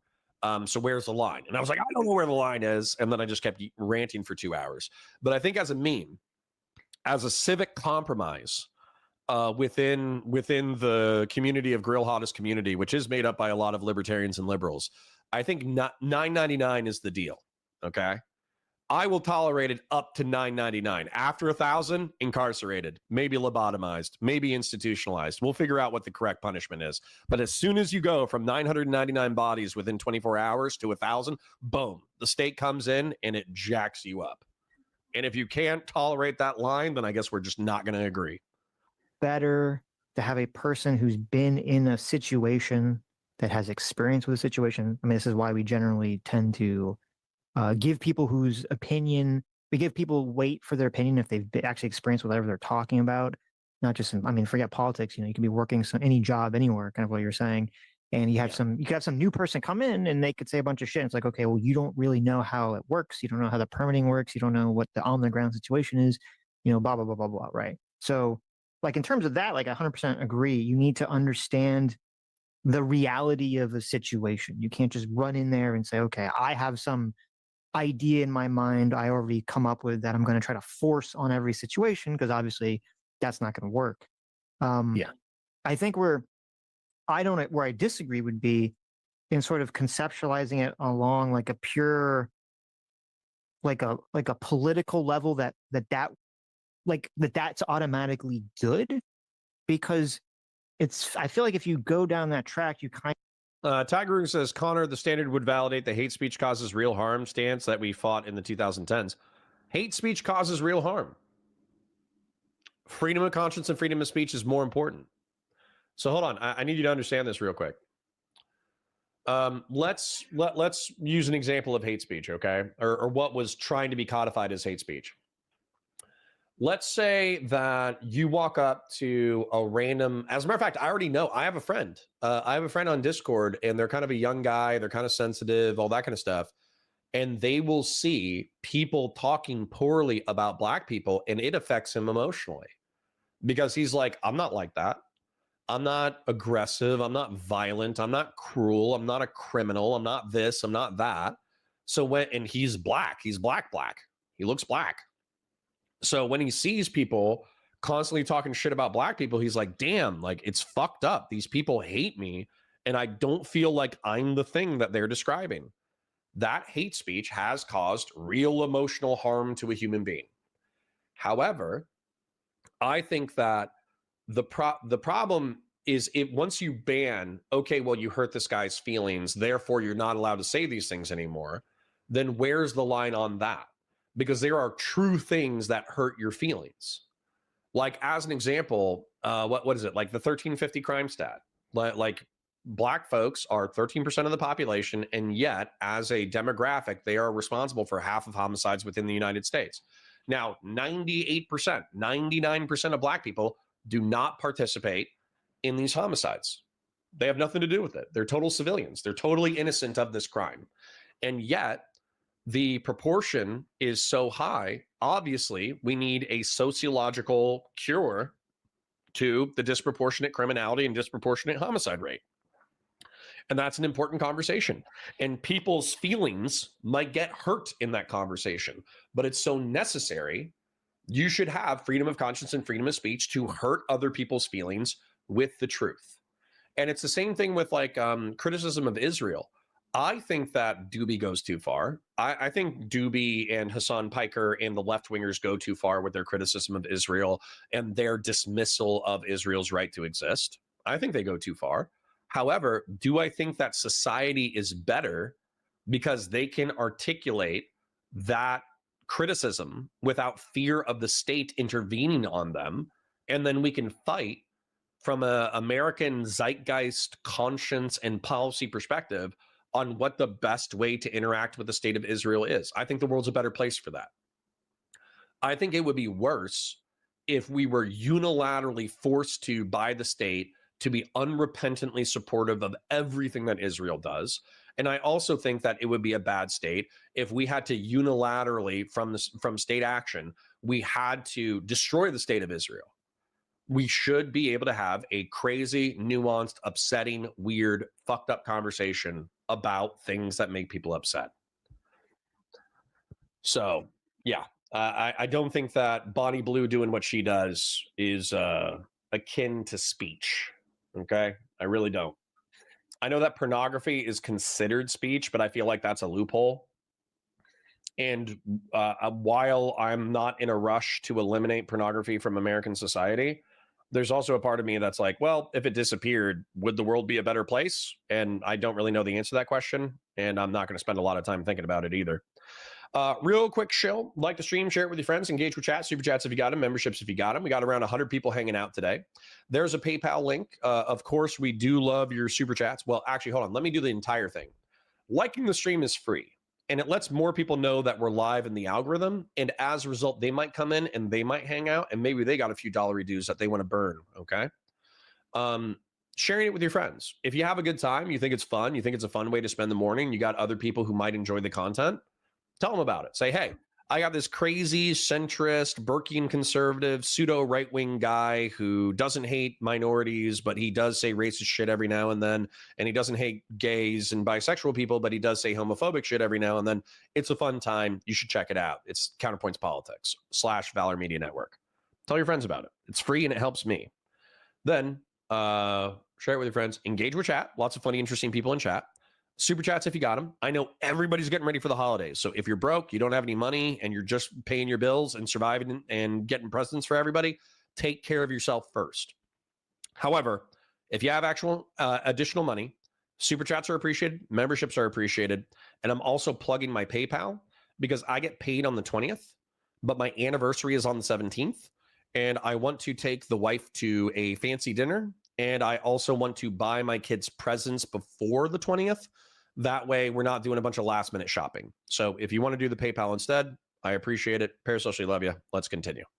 Kind of get into sort of the naturalistic fallacy of, well, something came to be through a natural state, so therefore it's good, when that's not really the case. You can have lots of systems or lots of things in nature that are fucking horrible that we want to get rid of. I think that's something of a straw man, though, right? Because like it's very unlikely that anyone's actually ever going to take that position, right? I mean, you know, if you've got Hasbar, I'm probably going to take. You're saying that one thing that you're critical of me that's beyond disagreement is the fact that I dismiss the logic bro bullshit. I'm going to take the class. Who was it? The other guy? He donated like $150 in super chats a couple of streams ago. And he was saying like, hey man, I don't agree with the Crucible on everything, but I'm more of a Crucible guy. Here's $150 for being cool. I think the class is 250, and a lot of people were super generous that stream as well. So I will take Andrew Wilson's debate bro class at minimum, so I can understand the philosophy bro argumentation better. A local council, and you've got 3 people who take over the council and then start siphoning money out. No one's gonna be like, well, I mean, you know, they. Asaya Garcia, is there anybody you would not debate? Not really. Food Shops as an example, she's a lolicon. She wanted to debate lolicon shit, and I was like, nah, I'm good. But if there was like a lot of public pressure where I thought that something good could come out of it, I would debate it. I didn't think that there would be anything good that comes out of it. And also, I think I would basically be helping food shops highlight their shitty positions and popularizing it. So that's why I didn't take that debate. But realistically, if I was like pressed and people were like, no, you have to do this debate. This debate is like actually important. It's in the cultural zeitgeist now. The lolicons are about to win. The lolicons are about to take over America. Whether or not lolicon is accepted in America comes down to your one debate with this one content creator. Then yeah, of course I would do it. Took over through natural processes, they got voted or whatever. Like we have different standards for other things like corruption and just other standards to circumscribe the behavior that we take. You know, you're going too far and people aren't happy, then it doesn't matter what, like, you know, ideology or appeal to a fallacy or whatever you make. If people. Sacred Snow for 5 says, for VODs, I think the appeal of your streams is the interaction, making things digestible. The content we react to itself is incredibly frustrating. It's true. I understand that. Unhappy, you've got to do something. You've got to be personally responsive to that because of your position. So I don't think worrying about, like, you know, an extreme hypothetical fallacy is actually a refutation of it, you know? Well, I don't know if it's a refutation. I'm just like, because a lot of your critique of liberalism, I would say, is you saying, okay, I've identified some sort of like base level of what like the base framework was for liberalism, and every problem that comes from that we live in under a liberal society comes from this like deep down base thing. And I could see that the exact same thing if we lived in some sort of hypothetical other world where we were living under the sort of right-wing conceptualization that you're framing. You could make the same argument and say, well, at the base level of the philosophy is this idea that as long as something is a practice first, then that elevates it morally when it shouldn't. Well, you know what's interesting? That's exactly what liberalism did. that's exactly. Well, that's your argument, right? Yeah, exactly. So you're not wrong at all. You know, like you're exactly correct. And I'm not saying that we should have no reflectiveness in how we approach politics or society or anything like this, Mhm. right?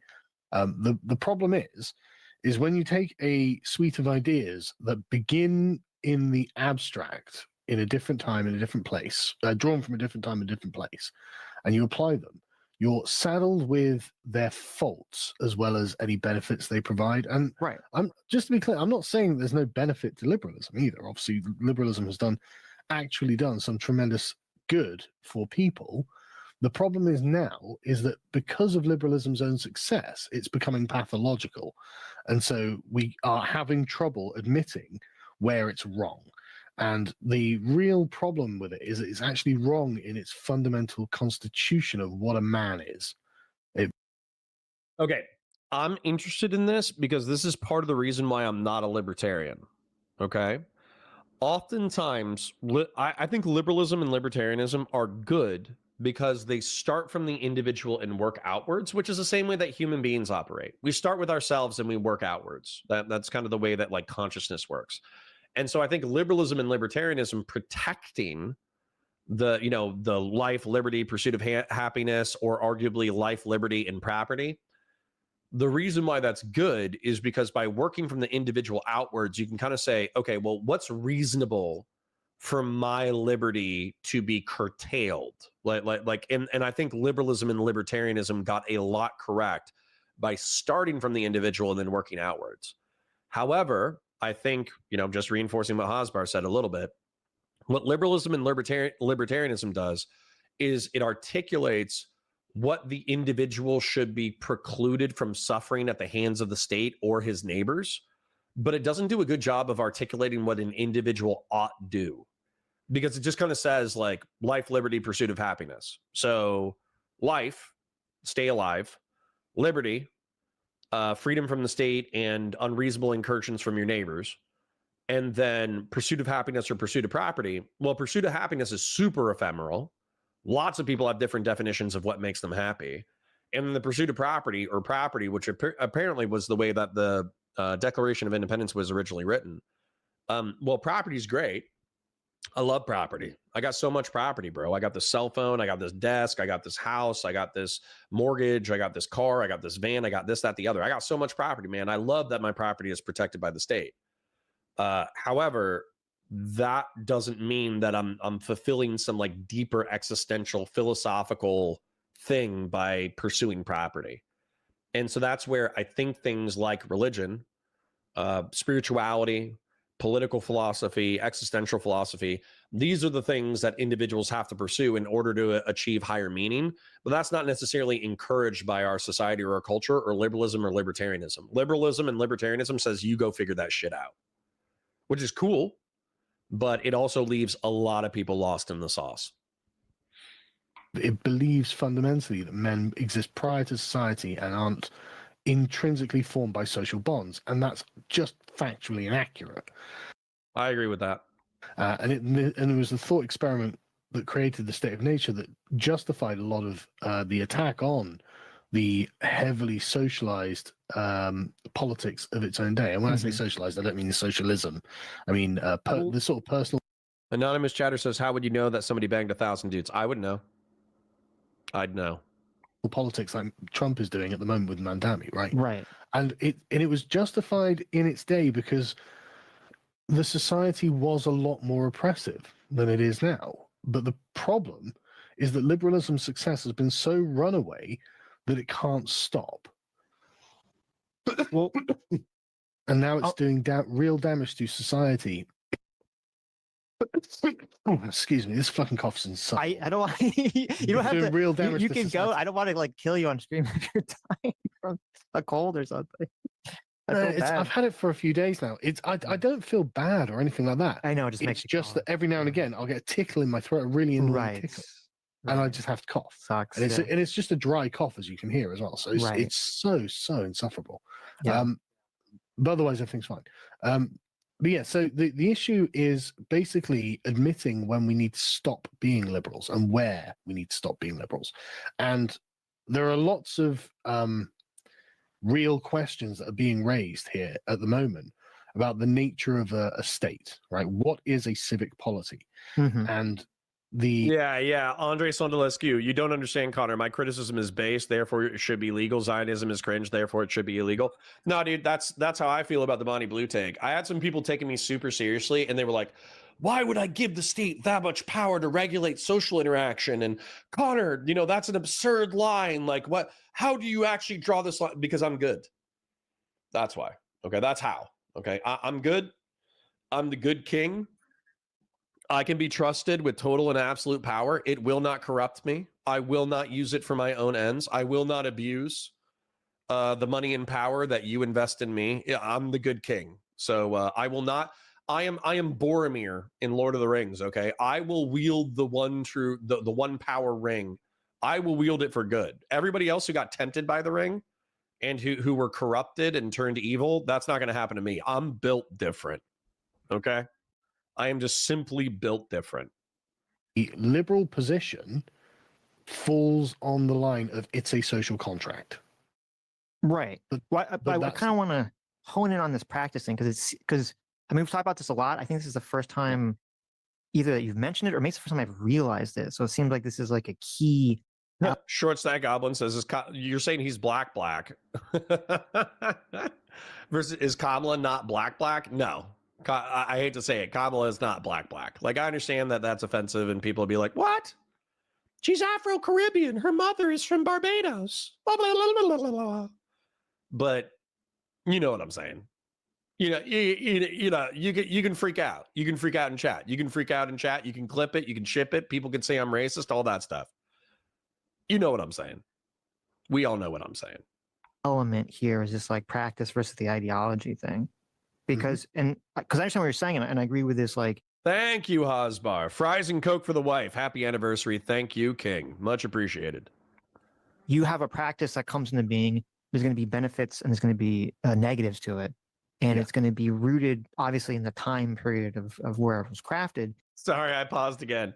Andre said, I tried recommending your videos to my friends, but the videos were too long and or my friends were not autistic enough to appreciate them. True. But I think that's sort of part of the difficulty of, or maybe even I'd say the downside, to even conceptualizing politics in that way, because then you get in this kind of sticky situation where it's like, okay, you're trying to get rid of slavery. The practice side of it is very much in favor of saying, well, that slavery was built on this long-standing tradition of things that evolved non-ideologically, rooted in human nature. And then you have some ideology come in, like liberalism or heck, like Christianity comes in and says, hey, we should get rid of slavery because of this ideological reason. And so how do you actually abolish slavery if we're going to label the ideology as like the negative aspect? Well, this is what ideologies are actually good for, is when there is an intolerable institution, an ideology provides the kind of intellectual justification.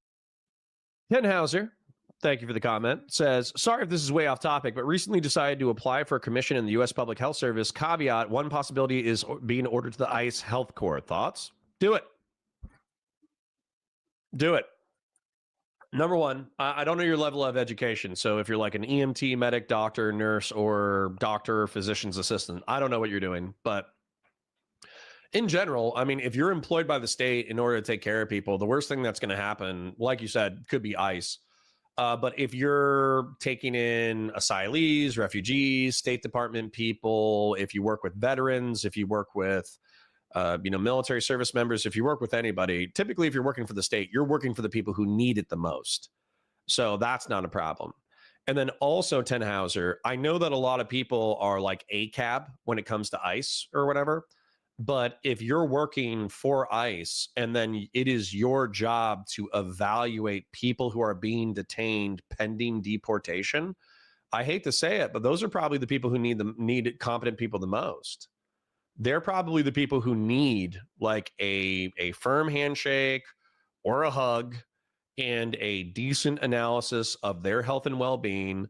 They need somebody to fairly look at their health situation. So because there's probably pressure within ICE to just get them out the door, to just give them a clean bill of health and get them out the door. But there's probably cases of people who actually have severe illness or death or injury or disability, death obviously not, but they might be close to dying, who need additional attention. And so you could be a cog in the giant machine that actually tries to implement the level of justice and care and humanity that our system deserves. So even if you end up working for ICE, it could be incredibly dehumanizing, incredibly frustrating. You might have a supervisor who's pushing you to push people out the door who shouldn't be pushed out the door, but that's where you can make the world a little bit better. You can make the world a little bit more just.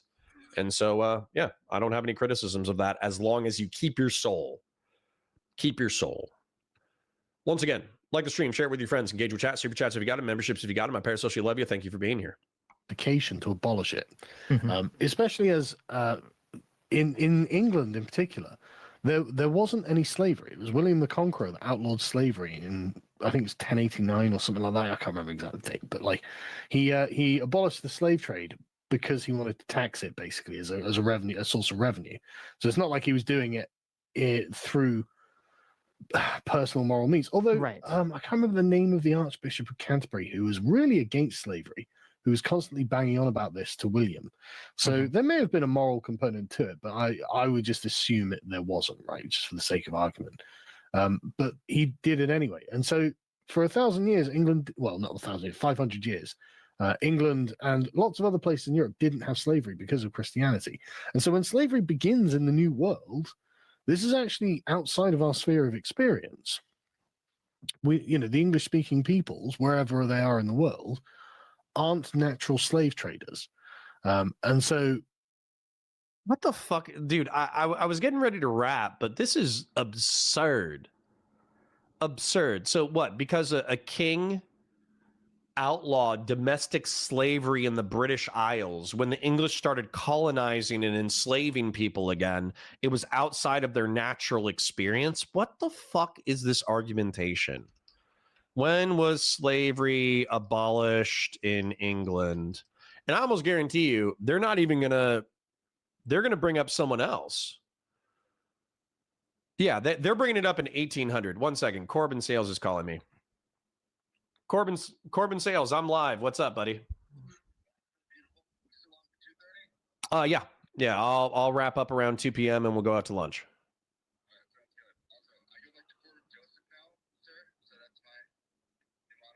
Okay. Okay. Corbin Joseph. All right. I'm gonna accidentally call you the other one, but I'll try not to dead name you. All right, brother. Yep.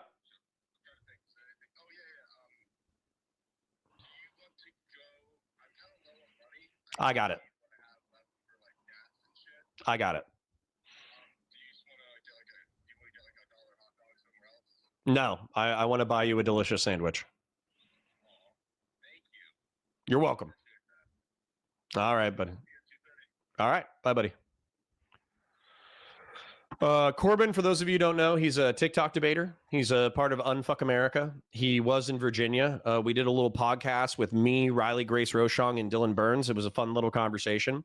And he's a good guy. He's a good guy. He moved to the west coast of Florida, and so I'm hanging out with him. So I will use some of my cash because I still have a little bit of cash. Obviously, I need to make cash now. But I'm going to use, he was saying he's a little tapped out because he's driving cross country right now and he's waiting for his next paycheck. So I'm going to buy him a little sandwich today, and it'll be a delicious sandwich. All right. Who's texting me? Stop texting my phone.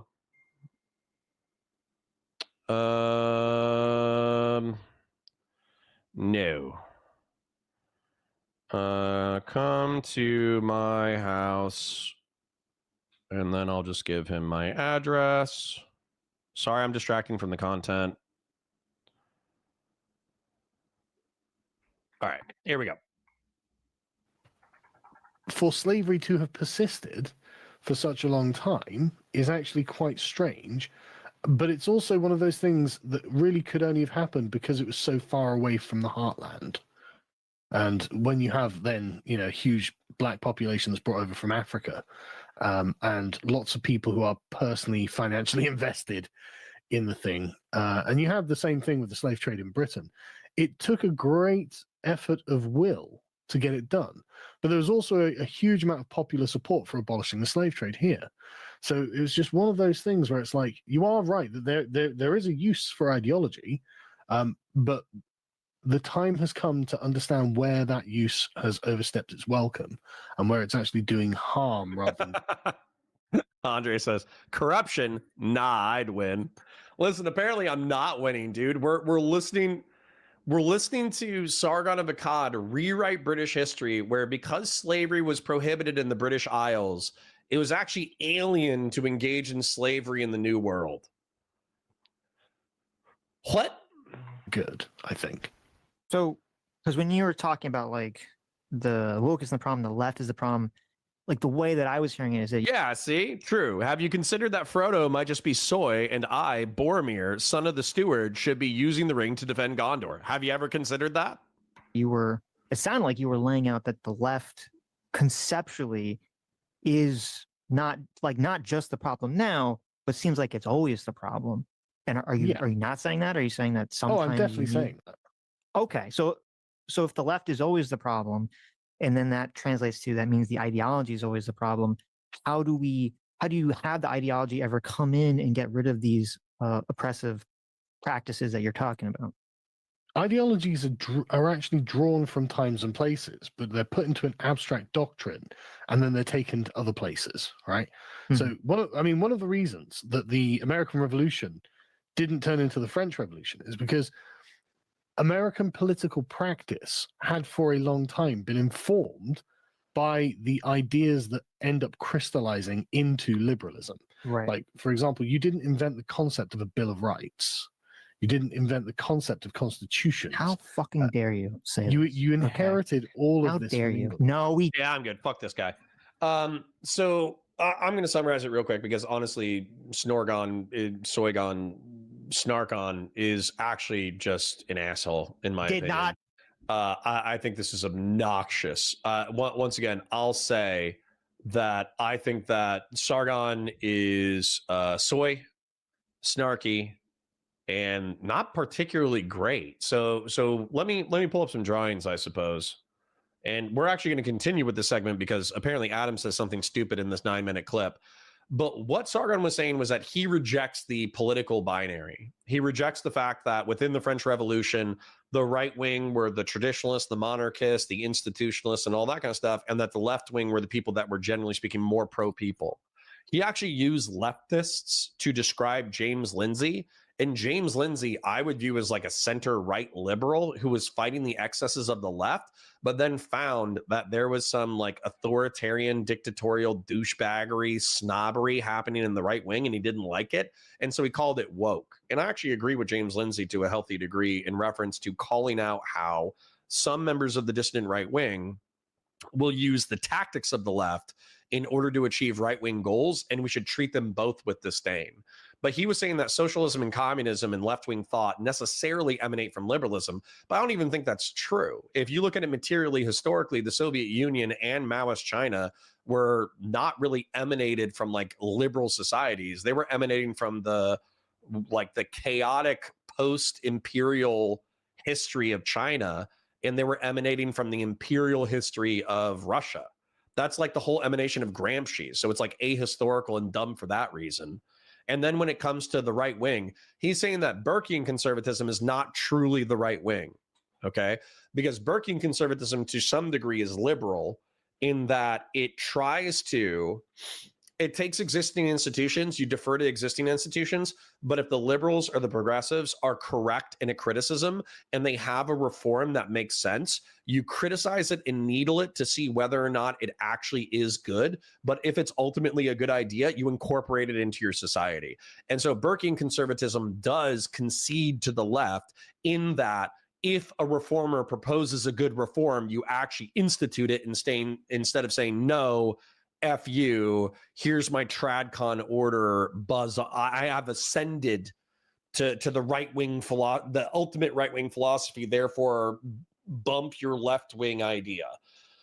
And it sounds like Sargon was saying that he almost has like a dialectical materialist analysis of history where he just wants to, instead of having communism or socialism emanate from his dialectical materialism, he wants right-wing hierarchical, pseudo monarchical, feudal ideas to emanate from dialectical materialism.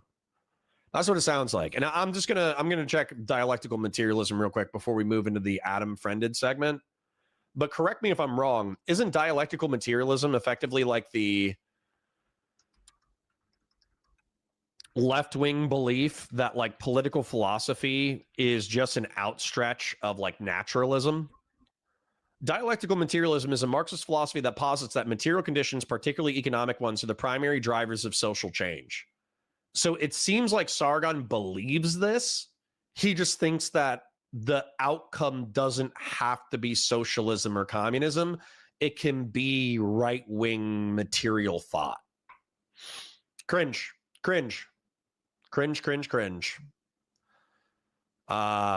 I have nothing to say about Sargon of Akkad that is not a terms of service violation. So I'm going to move into the next mini segment that I'm going to include in this original segment. So apparently Adam hates the Democrats' unlawful orders video. So let's take a look at this. Let's see what Adam has to say. As a matter of fact, you know what? No. Let's go ahead and take a look at the Democrats' seditious video. Okay.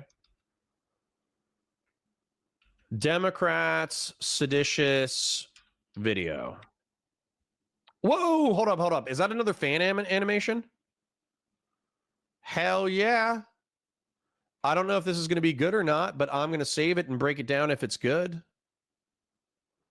Cool. I love fan animations. Sorry. Where's the lawful orders video? Lawful orders video.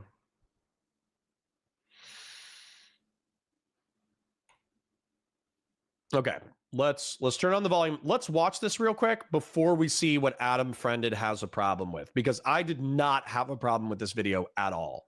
Chris D'Elisio joined 5 other Democratic lawmakers, all of them military or intelligence community veterans, to urge current officials to disobey illegal orders. Michigan Senator Alyssa Slotkin, a former CIA analyst, posted the video. The lawmakers say threats to the Constitution aren't just coming from abroad. No one has to carry out orders that violate the law or our Constitution. We know this is hard and that it's a difficult time to be a public servant. But whether you're serving in the CIA, The Army, Our Navy. the Air Force, Your vigilance is critical and know that we have your back. because now, more than ever, The American people need you. We need you to stand up for our laws. Our Constitution. and who we are as Americans. Don't give up. Slotkin told the Don't give up the ship. Okay, so anyways, that was just like a segment of it, but I have no beef with what they've said. And what the right wing is doing, which I'm assuming Adam's going to doing because he's an effing F slur, is they're going to say, what illegal orders? Okay. Mark Esper, the former Secretary of Defense that Trump appointed, said that during the BLM protests of 2020, Donald Trump argued and wondered aloud whether or not troops should just be allowed to fire into the crowd of protesters. So if we had a bunch of anti-constitutional brown-nosing dick suckers, then who knows? Maybe they would have carried out that order. That would have been an illegal order to fire into the protesters, because you have the right to peaceably assemble. And we have an escalation of force, and we have a rules of engagement. So that's the kind of situation where Donald Trump is seeing a bunch of protesters protesting his reign. And if we were in a third-rate banana republic and he said, shoot the protesters, the army would just do it. Matter of fact, that happened in Tahrir Square in Egypt a decade ago. So to pretend that you don't know what we're talking about that. How about during January 6, 2021, when he started a riot in order to pressure Mike Pence to vacate the vote? That was an illegal action to try to vacate the certified elected results from various states, claiming fraud that he's never proven within the country. So what if he ordered the military to say, hey, there's a bunch of fraud, actually step in, I'm president now? What if you had a sycophant who ignored the Constitution of the United States but obeyed the chain of command by following Trump's orders to the T? Okay, that's another example of what we're talking about. The third example of what we're talking about is the Caribbean strikes. So right now, there is not an authorization for use of military force against narco-terrorist organizations in South and Central America. What they did is they use the broad mandate of the Department of War and Department of Defense is what it used to be called, the Department of War, to secure the American homeland. And they're making an argument that there is an emergency going on with narco-terrorists from South and Central America. So the military is allowed to unilaterally drone strike people without congressional authorization within the Caribbean. There was also an example that has not been proven but could be true, where Secretary Hegseth said no survivors. And so as a result, they blew up a ship with a Hellfire. And then allegedly, hear me when I said allegedly, they saw a couple of dudes clinging to the debris and they hit it again with a Hellfire missile afterwards because they didn't want any survivors. So that's an example of a potential war crime. So if I was a representative, if I was a person who had sworn an oath to the Constitution of the United States, and if I had a public platform, I would have no problem stepping out into public and saying, hey, the military, the CIA, the intel apparatus, the drone striking apparatus are warriors. If you hear an explicitly illegal or unconstitutional order, it's not an up in the air, what's my chain of command versus what's legality. You should refuse an illegal order. It's also argued that the guy who was in charge of the Caribbean drone strike program, he stepped down in lieu of carrying out what he believed to be illegal orders. So it's your responsibility as a service member to not violate the Constitution and the law. So that's what they're talking about. So let's see how Adam Friended sweeps for the Trump admin. Thanks so much. His thoughts on Trump posting about offing Democrats for sedition. Yeah, I thought we might have covered that. I thought it was fucking stupid. I thought it was dumb. I watched the clip or whatever thing he was responding to. It seemed fairly innocuous. If you believe in the Constitution and rule of law, it should be innocuous. 25 Ron from Andre Sondelescu. Fries and cocaine for the wife. Happy anniversary. Thank you kindly. There's someone like, oh, you don't. If someone gives you an illegal order, you don't have to follow it. Which Look, I'm 100% on Trump's side. I think Fuck you, Adam. 10 Hauser for 10. Based. I'll keep you posted. these people, the intent. oh, Yeah. Okay. Look, I think the intent was to undermine Trump's authority, to send the message that Trump was sending out illegal orders, that you should look at every order that you receive from your superiors and think, is this actually legal? Should I be doing this? Which If you shoot a Hellfire at a civilian vessel that doesn't pose an immediate threat to surrounding people, you should probably wonder whether or not it's legal.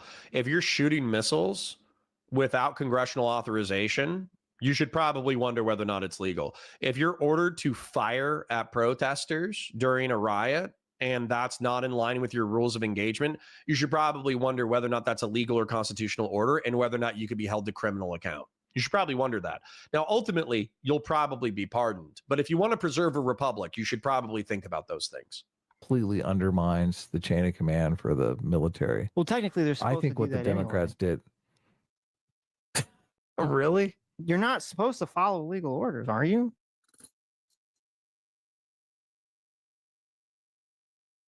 Stitch, with the most obvious take on the fucking planet.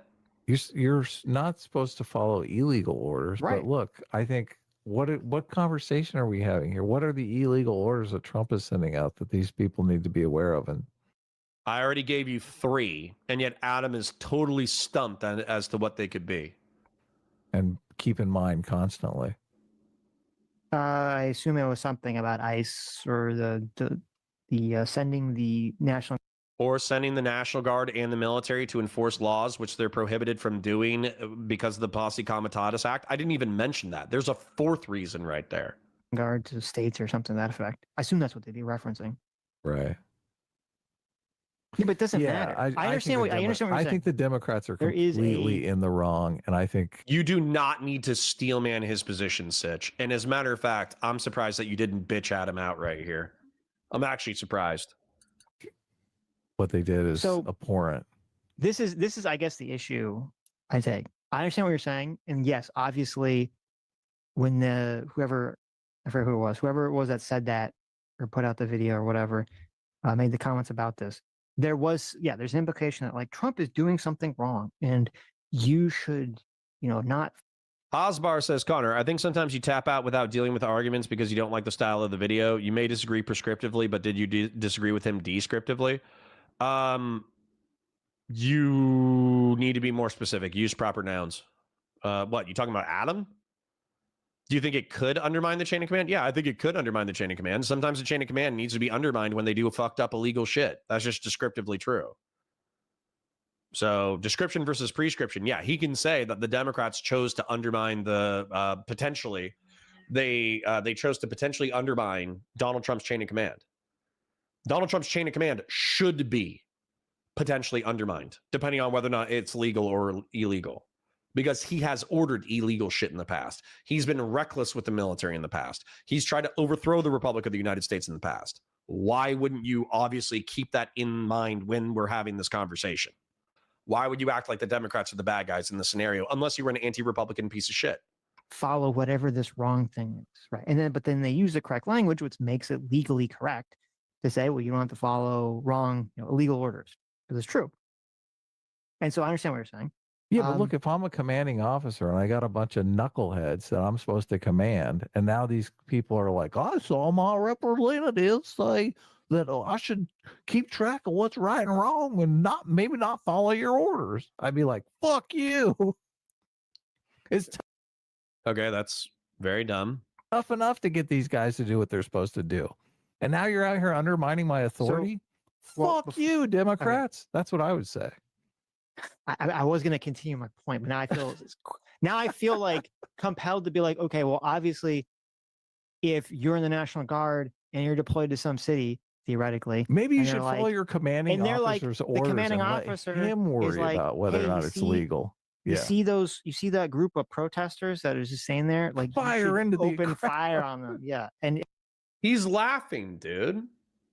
This is the truth-seeking liberal. He's laughing about this. That's awesome, Adam. I fucking love your incessant 80 IQ sweeping for the Trump administration. It's my fucking favorite. It's not infuriating at all that somebody who was probably within my political sphere in donut operators, I'm just going to say he's a fucking retard. Okay? Why do you love criminals so much?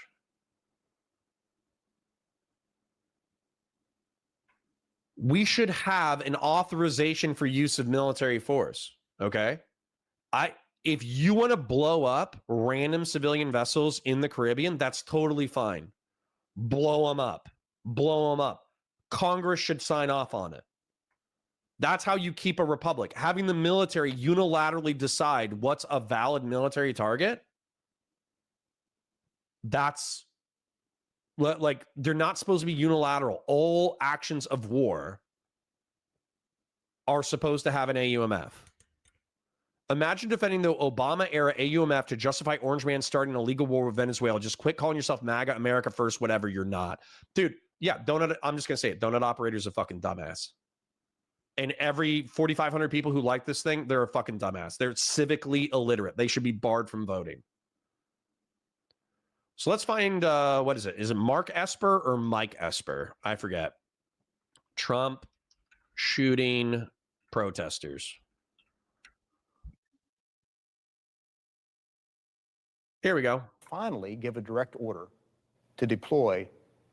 He's going to finally give a direct order to deploy paratroopers into the streets of Washington, D.C., and I'm thinking with weapons and bayonets. And this would be horrible. What specifically was he suggesting that the U.S. military should do to these protesters? And he says, can't you just shoot them? Just shoot them in the legs or something. And he's suggesting that that's what we should do, that we should bring in the troops and shoot the protesters. The commander-in-chief was suggesting that the U.S. military shoot protesters. Yes, in the streets of our nation's capital. That's right. Dude, the Boston Massacre was part of the justification for the Revolutionary War. And you guys are just out here like, oh, he was just memeing. It was just a joke. It was just a meme. and you're just like, yeah, man. Okay, Hosbar, did he say peaceful protesters should be fired upon? Peaceful? I don't care.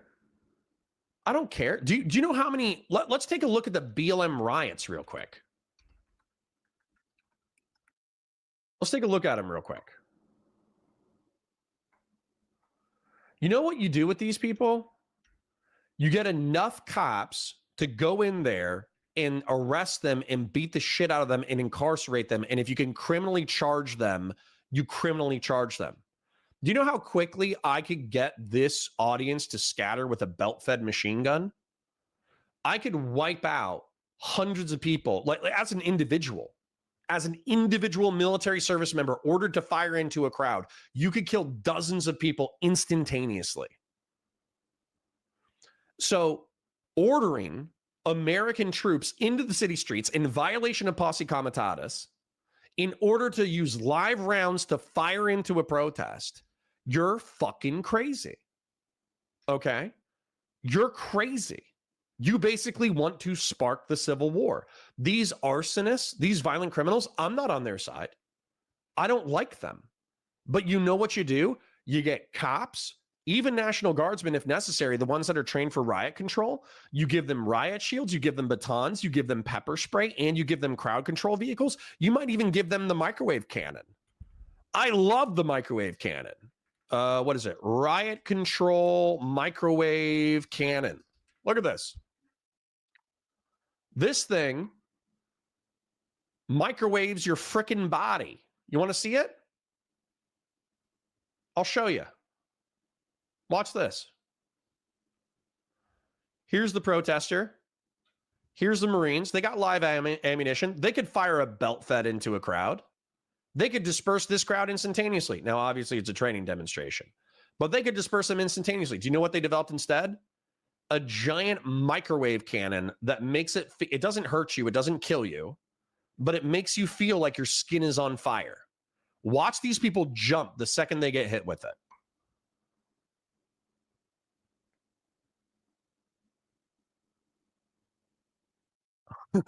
Their skin feels like it's on fire. Watch this. They're going to get hit with it. They're all going to scatter.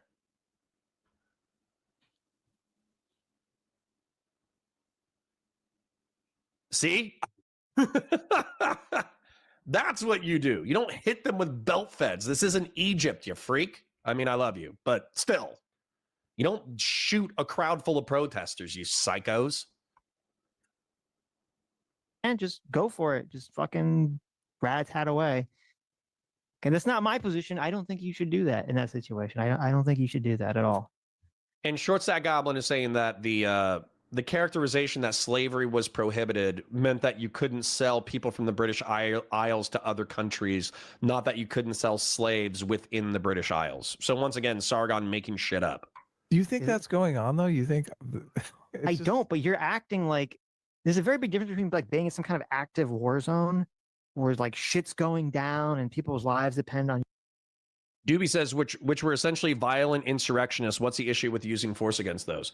Once again, use proportional force. I already said that. Number 2, declare the Insurrection Act. The Insurrection Act of 1807 is a U.S. federal law that empowers the President of the United States to nationally deploy the U.S. military and to federalize the National Guard units of the individual states in specific circumstances such as the suppression of civil disorder or insurrection and armed rebellion. He is allowed to invoke this whenever he wants. He wants to have his cake and eat it too. He doesn't want to declare the Insurrection Act because if he did, people would protest him, sue him into the ground, all that kind of stuff. But he's perfectly legally entitled to do so. So if you want to shoot protesters, invoke the Insurrection Act. It's fine. Go for it. Go for it. But you're not going to be ordering the federal military to deploy without invoking the Insurrection Act, and you're not going to be using belt-fed weapons on crowds. Listen, I'm just going to show you again. Oh, I can't watch firearms content. I'm going to invite you to watch what a belt fed can do. I can't do it live because I'll get taken down for community service or community guidelines, but you should go watch what a belt fed can do to a crowd. You making quick decisions and like whatever fuck nonsense is going on here, where you're like, you're making this like this huge deal, like, oh my God, there's all these people are going to be turning against the National Guard or Trump or the government because this stupid cringe fucking ad that would have got zero traction from the Democrats if Trump hadn't responded the way he added and totally made it a Streisand effect. Because that's what I was trying to say before you interrupted me was, I think I understand what your point is. And I saw the ad. I thought it was cringy and like lame. So you disagree with what the Democrats did. So you're saying the Democrats shouldn't have done it, but Trump calling I don't think they should have done it because it's stupid. Right. I don't think okay, look, we agree. Lame and stupid. And is done. It was just kind of like it to me. It kind of really hit like the whole resistance lib meant like vibe of we're going to stand up against Trump, but we're like not going to stand up against Trump kind of vibe. And I think that's how people have interpreted it as super weak. And then Trump comes out like 10 alarm, like, oh my God, these people should go to jail for treason or sedation, all this other crazy shit. And I'm like, why would he just blow up this fucking non-story? And then now the people left say, oh my God, Trump is crazy. Look what he's doing. Trump is the way I read the Democrats video was them saying, AKA Batu Sai, they are being pitted against Americans. What are you talking about? Dude, if something is descriptively true, I don't care whether or not it hurts people's feelings. Okay? The Marines were deployed to federal buildings to defend federal buildings against ICE protesters. The ICE protesters were largely citizens. So if you're saying that the military is being pitted against American citizens, that's descriptively true. If you look at the National Guard being used as a deterrent in Washington, D.C., they're being used as a deterrent in order to reduce crime. Who are they being used as a deterrent against? American citizens. If what you say is true, it doesn't matter if it's upsetting. It's true. Trump is obviously on the verge of sending out orders to murder people in the streets. And you should not follow those orders because they're totally illegal. That's what Mark Esper said. Mark Esper said that during the peak of BLM, he wanted the national military to be deployed into American streets and to go out with the bayonets fixed and shoot people with live ammunition. So why are you pretending that's absurd if that's what the Secretary of Defense said? That's a subtext of the video, which I think is repugnant. It's also the Caribbean drone strikes. Do you have anything to say on that? Do you have Adam Friended? I know I'm asking this because we'll probably never debate again, but do you have any commentary on Mark Esper, the Secretary of Defense, saying that Trump actually wanted to do that during 2020? Do you have any commentary on the drone strikes against civilian vessels in the Caribbean without an authorization for use of military force? Do you have any commentary on Donald Trump deploying National Guard and Marines in order to protect federal buildings? But realistically, if you actually look at his speeches, he would use them for law enforcement if courts weren't protesting him. Do you have any commentary about the fact that he hasn't been invoking the Insurrection Act, even though it's his right to do so?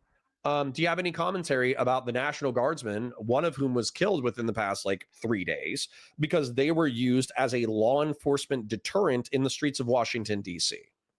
Any commentary in reference to those things? Any insight would be appreciated. Okay. They probably believe that. They probably believe that Trump is about to send out the order to mow people down, fire into the crowd. His own Secretary of Defense said that. So what's your counter argument to that, Adam? So the response should be to say that seditious behavior is punishable by death. You don't think that's we've gone way beyond the appropriate response? I mean, look. Thanks, Runner Parasocial Love. If you're going to key my car, I'm going to light your car on fire. Yeah, this guy's a fucking idiot. Listen, I can't make peace. I can't. Listen, people say I'm clout brained. People say that I keep hanging out with Destiny or whatever because I'm fucking clout brained. Listen, the realistically the clout move would have been fucking running away screaming. Why do you think everybody did it? Okay, I just actually have loyalty for people beyond their bad behavior. So yeah, I hope Steven recovers from his bullshit and has a long and prosperous career. The actual move, if I was purely clout brained, would be to suck up the Sitch and Adam. They got 1,000 viewer live stream. We probably have a 70 to 90% political overlap. We just disagreed on a political calculus. The nice thing, the clout brain thing to do would be we passionately disagreed on the last election, but we still agree on a lot of political prescriptions and descriptions. So we should be friends. And I'll come hang out on stream every now and then, and we'll all be that's what I should do. That's what I should do. That would be brilliant. That would be brilliant from a clout chasing dynamic. But there's no way in fucking hell I can be in the same room as a guy who can be like, the Democrats think that Donald Trump is going to order the military to use live ammunition on protesters. And then meanwhile, you have the former Secretary of Defense saying the identical thing. This isn't a Democrat. This isn't a TDS sufferer. This isn't a random guy. This was a part of the Trump administration saying that. And then also, again, not tying this commentary with the Caribbean drone strikes. This guy shouldn't comment on politics. He should comment on comic books or Marvel movies. He should not be involved in politics. Okay. Okay. I disagree. And I also don't like Sitch is tepidly disagreeing. Why not? Sitch, you're brilliant. You're a smart guy. You're rhetorically gifted. Why aren't you bringing up Mark Esper? Why aren't you bringing up the Caribbean drone strikes? Why aren't you bringing up the deployment of the federal military to ICE locations? Why aren't you bringing up Mark, the quote from Mark Esper? What the fuck? What are we doing here? Why are we playing footsie with Adam when he's being an R-slur and laughing about it? Very sensitive to the left attacking Trump. So, but it is what it is. It is less about attacking Trump and more about undermining the military. Like I said, I empathize with the captain who's got a bunch of fucking meat Hosbar says, what ought we do with violent protests? I guess is a question. What if the local authorities won't do shit? Then call in the Insurrection Act. Call the Insurrection Act. Deploy National Guardsmen trained for crowd control. Deploy them and incarcerate people. That's all within Trump's jurisdiction. The fact that he is dumb enough to order federal military into the streets of America to use live ammunition should point to you that he's an incompetent buffoon. And the fact that Sargon of Akkad earlier wanted to say, you should defer to your better, the billionaire pedophile Donald Trump. Dumb. Very dumb. Heads that he's trying to keep in line, right? If they're undermining. Mike Wazowski says Ashley Babbitt was shot on January 6th, not justify. It was justified. Ashley Babbitt should have gotten shot. What? His authority, which they could be, that hurts him.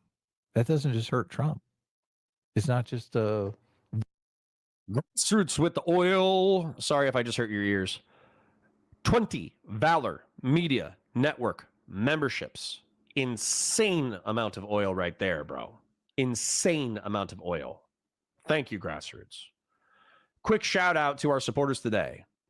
McDevitt with the 5, Grassroots with the 20, ET with the 5, Asai Garcia with the 2, Asai Garcia with the 2, Sacred Snow with the 5, Hosbar with the 10, Andre Sondelescu with the 25, Ron, Tenhauser with the 10, Grassroots with the 20 gifted Valor Media Network memberships. And then also Ragnar with the 25 via PayPal, and Brock with the 10 via PayPal. Thank you kindly, kings and queens. Like the stream, share it with your friends, engage with chat, super chats if you got them. I parasocially love you. Thank you for being here. Let's go. victimless crime that they've committed here. Mm-hmm. They are undermining the authority of the military.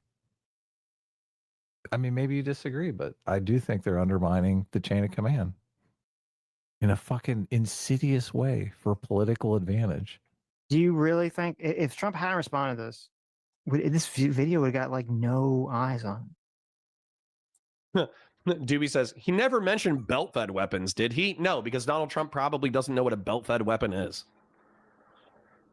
You're right, Doobie. He just wanted to shoot them with M4s. He didn't want to shoot them with an M240 Bravo because he doesn't know an M240 Bravo exists. No one cares about Alyssa Slotkin and like the former intelligence officer, random people that no one's ever seen in this video. Right. You know, Look, I cringe. Don't give up this ship. Like I completely agree that Trump pointing it out made it a bigger deal. But the reason Trump pointed it out was because of how insidious what they did is. So obviously he's going to capitalize on it. I don't think Democrats should do this shit. I think the Democrats are obviously he's going to say that sitting senators should be executed. Sorry, in the wrong. He's sweeping still. Obviously, it's okay for the president of the United States to say, I might pull this up. This might be the second half of content today. We'll see. Punishment is not murder. Hush. Obviously, it's okay for the president to call for the death of sitting senators and congressmen when they say, hey, the United States military and intelligence apparatus need to follow the Constitution and the law. Obviously, that's perfectly normal, rational, and sane. Okay, so people keep asking, how do you arrest protesters? So let's watch riot training National Guard. Let's watch this real quick. Okay. So we're out here doing riot control training. Basically, and by the way, the National Guard does train for riot control because they know they might be called in to do this job. They are capable of doing this job. But if the federal government wants to overrule local authorities, they have to invoke the Insurrection Act.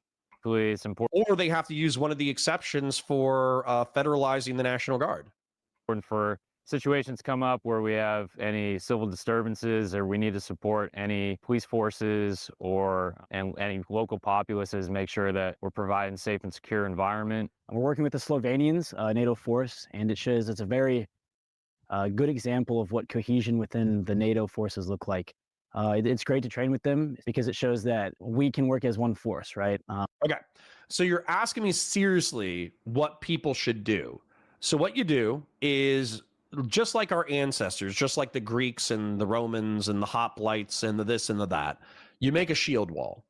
And that's so you can block the rocks and the projectiles and the, dildos that are flying towards you. Then you advance on the crowd and you push the crowd out of the area that they refuse. Well, number one, you declare unlawful assembly. You say, hey, this is no longer a peaceful protest. You are engaged in an unlawful assembly. You need to disperse. Then you do that 2 or 3 times.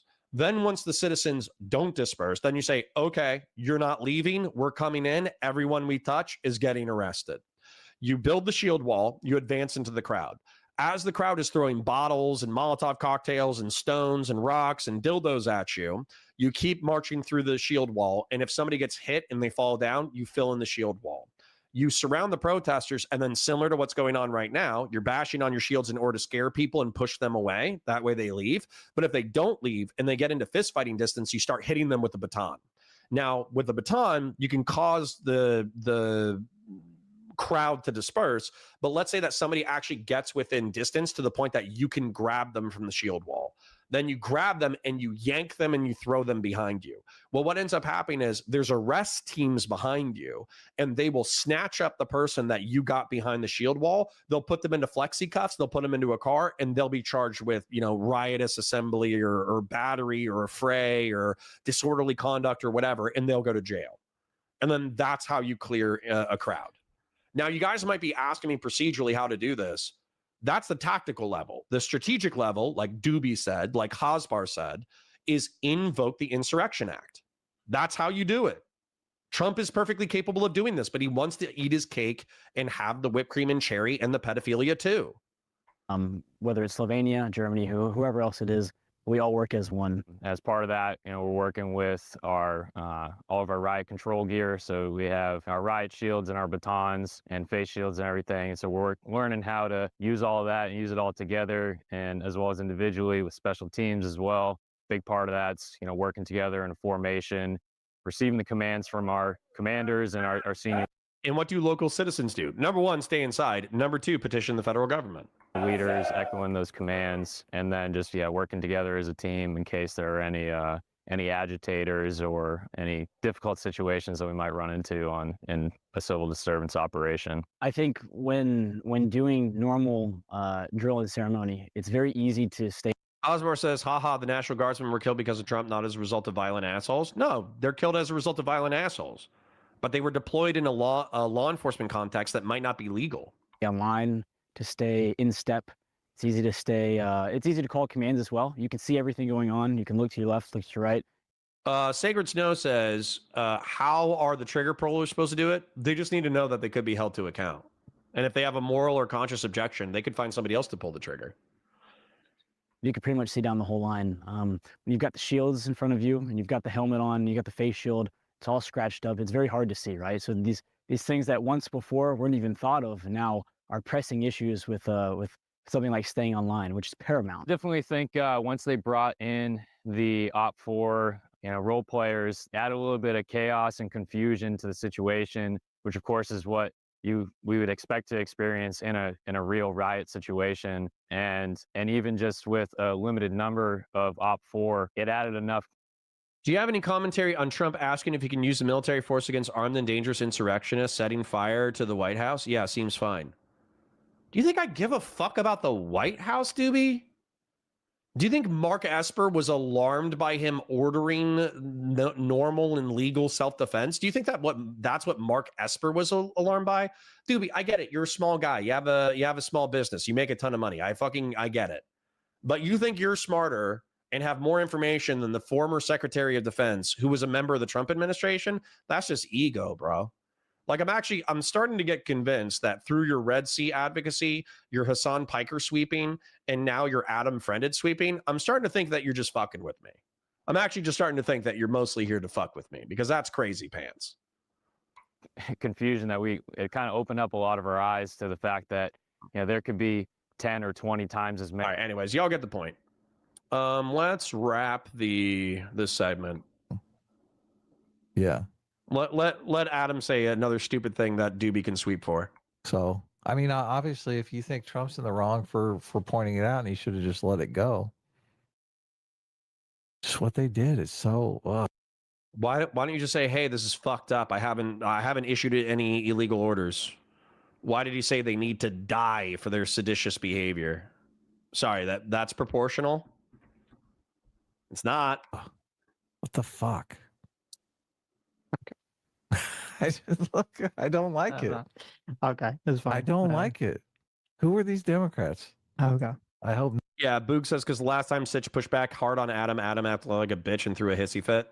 None of them are in California. They're probably both in California, aren't they? The Wooster, I think there's like 3 or 4 of them. The Wooster for how many Democrats? He can use the Insurrection Act. Sorry, real quick. Hosbar says, you just said Trump knows he can't use the Insurrection Act, and we just agreed local and state authorities aren't doing shit. Why would half of America's deal with the shit all over illegals? He can use the Insurrection Act. He can use the Insurrection Act anytime he wants. He just doesn't want the political blowback from invoking it. Insurrection Act text. The full text of the Insurrection Act is not a single document, but rather a series of provisions provided in 10 U.S. Code, Chapter 13, Sections 251 through 255, which allow the president to use the military to enforce federal authority. The most significant and frequently cited sections are 251, Federal Aid for State Governments, which requires a request from the state's governor or legislature, and 252, Use of militia and armed forces to enforce federal authority, which does not require a state request in certain circumstances. Federal aid to state governments, the president can use the militia or armed forces or both to suppress an insurrection in a state if state authorities are unable to do so. This can only be done upon the request of the state's governor or legislature. So this is the first part that everybody talks about where the governor has to request federal assistance. But 252, the president may use the militia or armed forces to enforce the laws of the United States in a state if unlawful obstructions, combinations, or assemblages or rebellion against the authority of the United States make it impracticable to enforce the laws by ordinary judicial proceedings. The section does not require a request from the state. So that's where he can't invoke 251, but he could invoke 252. And then 253 says this section gives the president of the authority to call up reserve component forces and use the armed forces to suppress an insurrection or enforce laws, provided the conditions in 252 are met. So 252 and 253 are the same one. 254 says this section outlines the requirement for the president to issue a proclamation to disperse before using force. Guam and Virgin Islands included as a state. And then this extends the authority to Guam and Virgin Islands. So listen, man, he has the power. He just has to invoke 252, 253, and 254. He just knows that there's going to be political blowback because it will look like he lost control. But I'm saying he has the legal authority to do it. He just needs to do it and then follow rules of engagement. But he doesn't want to because he knows it's a bad look to say that he lost control. What are they? These Democrats are traitors, Sitch. I can't believe you. Suck a dick, you fucking F-slur. Adam friended. Adam friended is not my friend. I'll say it that way. Okay. We should try these people for sedition. Mark Kelly. Here's Adam friended. Here's Adam friended, a 40-year-old childless cartoonist who has a moderately successful center-right, contrarian-right, centrist TV show online that is oiled by Daddy J-Mac, who I love somewhat, but I can't believe that he listens to this schlock. And he's saying that a man who spent 25 years as a pilot in the United States, I think Navy, and who spent 5 years as an astronaut, when he calls for the government of the United States to follow its own constitution and own laws, he's a traitor who should be tried for sedition. Fuck you, Adam. You're part of the problem. Fuck you. At least put him in the stocks and make him eat a dick, you fucking loser. Sit in the street for a while. Mm-hmm. They're trying to tear our country. Yes. Lost Coyote says, did I miss Sargon? Yeah, Sargon was 30 minutes ago. Just rewind the VOD. Apart. Yeah, Doobie. Connor is devolving into total TDS. I just think you're fucking with me, Doobie. At this point, I just think you're fucking with me. Oh, really? Oh, okay, yeah. definitely not. Trump's Grassroots for the fat $100 super chat. Look, if you got with 1057 people in 24 hours and still are rubbing people wrong, you're a slow learner.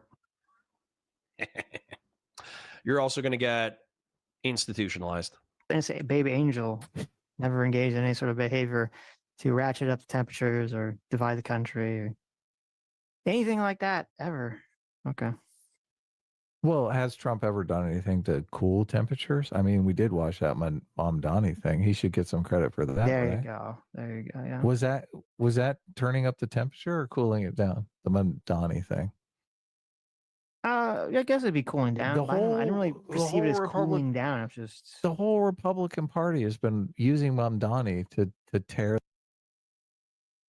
Hosbar says, it's going to be wild to see over the next 10 to 20 years, so many people completely reverse on their criticism when anyone other than Trump is doing any of this stuff. Not saying that's true of Connors. He seems principled, even though I disagree with some of these principles. But let's be real, most of it's because it's Trump. Okay, Hosbar. I think that we should probably try to wrap the segment quickly, so I'll try to be brief. Bush is responsible for consolidating so much power within the executive that it allowed for Trump to happen. If you were around in the 2000s in politics, that's exactly what everybody was afraid of. So much executive military power and security apparatus power was concentrated within the federal government and not dispersed, that people were afraid that a psycho was going to get in charge of our security apparatus and then do whatever he wanted with it. And that's, relatively speaking, come true with Trump. Also, Obama governing via executive orders. Everybody said when Obama constantly, like he passed the Affordable Care Act, and then probably 70% of the rest of the crap he did was by executive order, like DACA, for instance, the delayed action for childhood arrivals, the immigration program that effectively made it where kids who were brought here under the age of 10 were allowed to get through American high school, and if they didn't commit any crimes and if they got good grades, they got a fast track to naturalization. That was done by executive order. So what everybody pointed out during the Obama admin was everything that's done by executive order can be undone by executive order, and the Democrats are going to be real upset when we get a Republican in there and all of Obama's policies are reversed, because it's a courtesy of the next administration to not revert your executive orders. It's not required in any way, shape, or form. And that's why, what was it? Trump gutting DACA, Trump starting the Remain in Mexico policy, Trump reversing the policy of both Obama and Biden, that if you reported to a legal port of entry while your asylum case was being adjudicated, you were given permission to travel and work inside the United States. That was all reversed by Trump. All of the damage done by Trump was only enabled by Obama and Biden creating policies from executive orders in the first place. So yeah, there's plenty of blame to go around.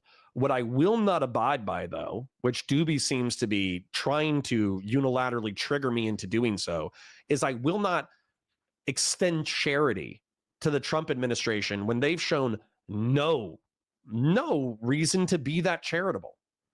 Why would I ever assume that Donald Trump didn't say shoot the protesters when he says a dozen stupid things per day? Why would assume that he said don't shoot the protesters when he was calling for Mark Kelly's death 72 hours ago?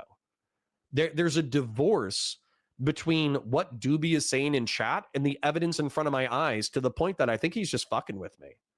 I think Doobie's just fucking with me to see if he can trigger me because he gave me money. And the answer is yes. The country apart, saying, look, we're on the verge of socialism. There oh my you go. God, Trump's it's going to be the fucking end of the world. I'm so glad that he's Holy shit. I'm so glad the one time I don't want Trump to cool things down, he's cooling things down. Oh my God. That's so fantastic. Thanks. I'm so glad. I'm so fucking glad. Yeah. You do think God. the Republicans cry wolf on socialism a bit too much, don't you? They do. And then you Yeah, have all an the actual time. socialist, and you're like, well, he's not so bad. It's like, what the fuck are we doing? Yeah, What is look. happening? Ooh. Andre says he has the most important question of the day. If sausage meat is encased in intestines, does that mean that your guts become sausages after you eat meat? I don't think so, because your intestines are also filled with poop. Wolf is in the Oval Office, and everyone's like, it'll be fine. Right. All right. Yeah, that was cringe. I hate it. And in summary, I think Sargon, Soygon, Snargon of Akkad, Snarkon is an a-hole. He's pretending that he's ascended beyond the current understanding of left-wing and right-wing politics, and yet he cannot explain how he's ascended past the political dynamics. I also think that if Sitch ascended to the power that God has called him to ascend to, he would stomp Adam Friended on an episode of the Sitch and Adam show to the point that Adam would cry. And that would be the best content that I've seen all year. I'll see you tomorrow. I'll see you tomorrow at 9:30 a.m. Have a great day, guys. Bye.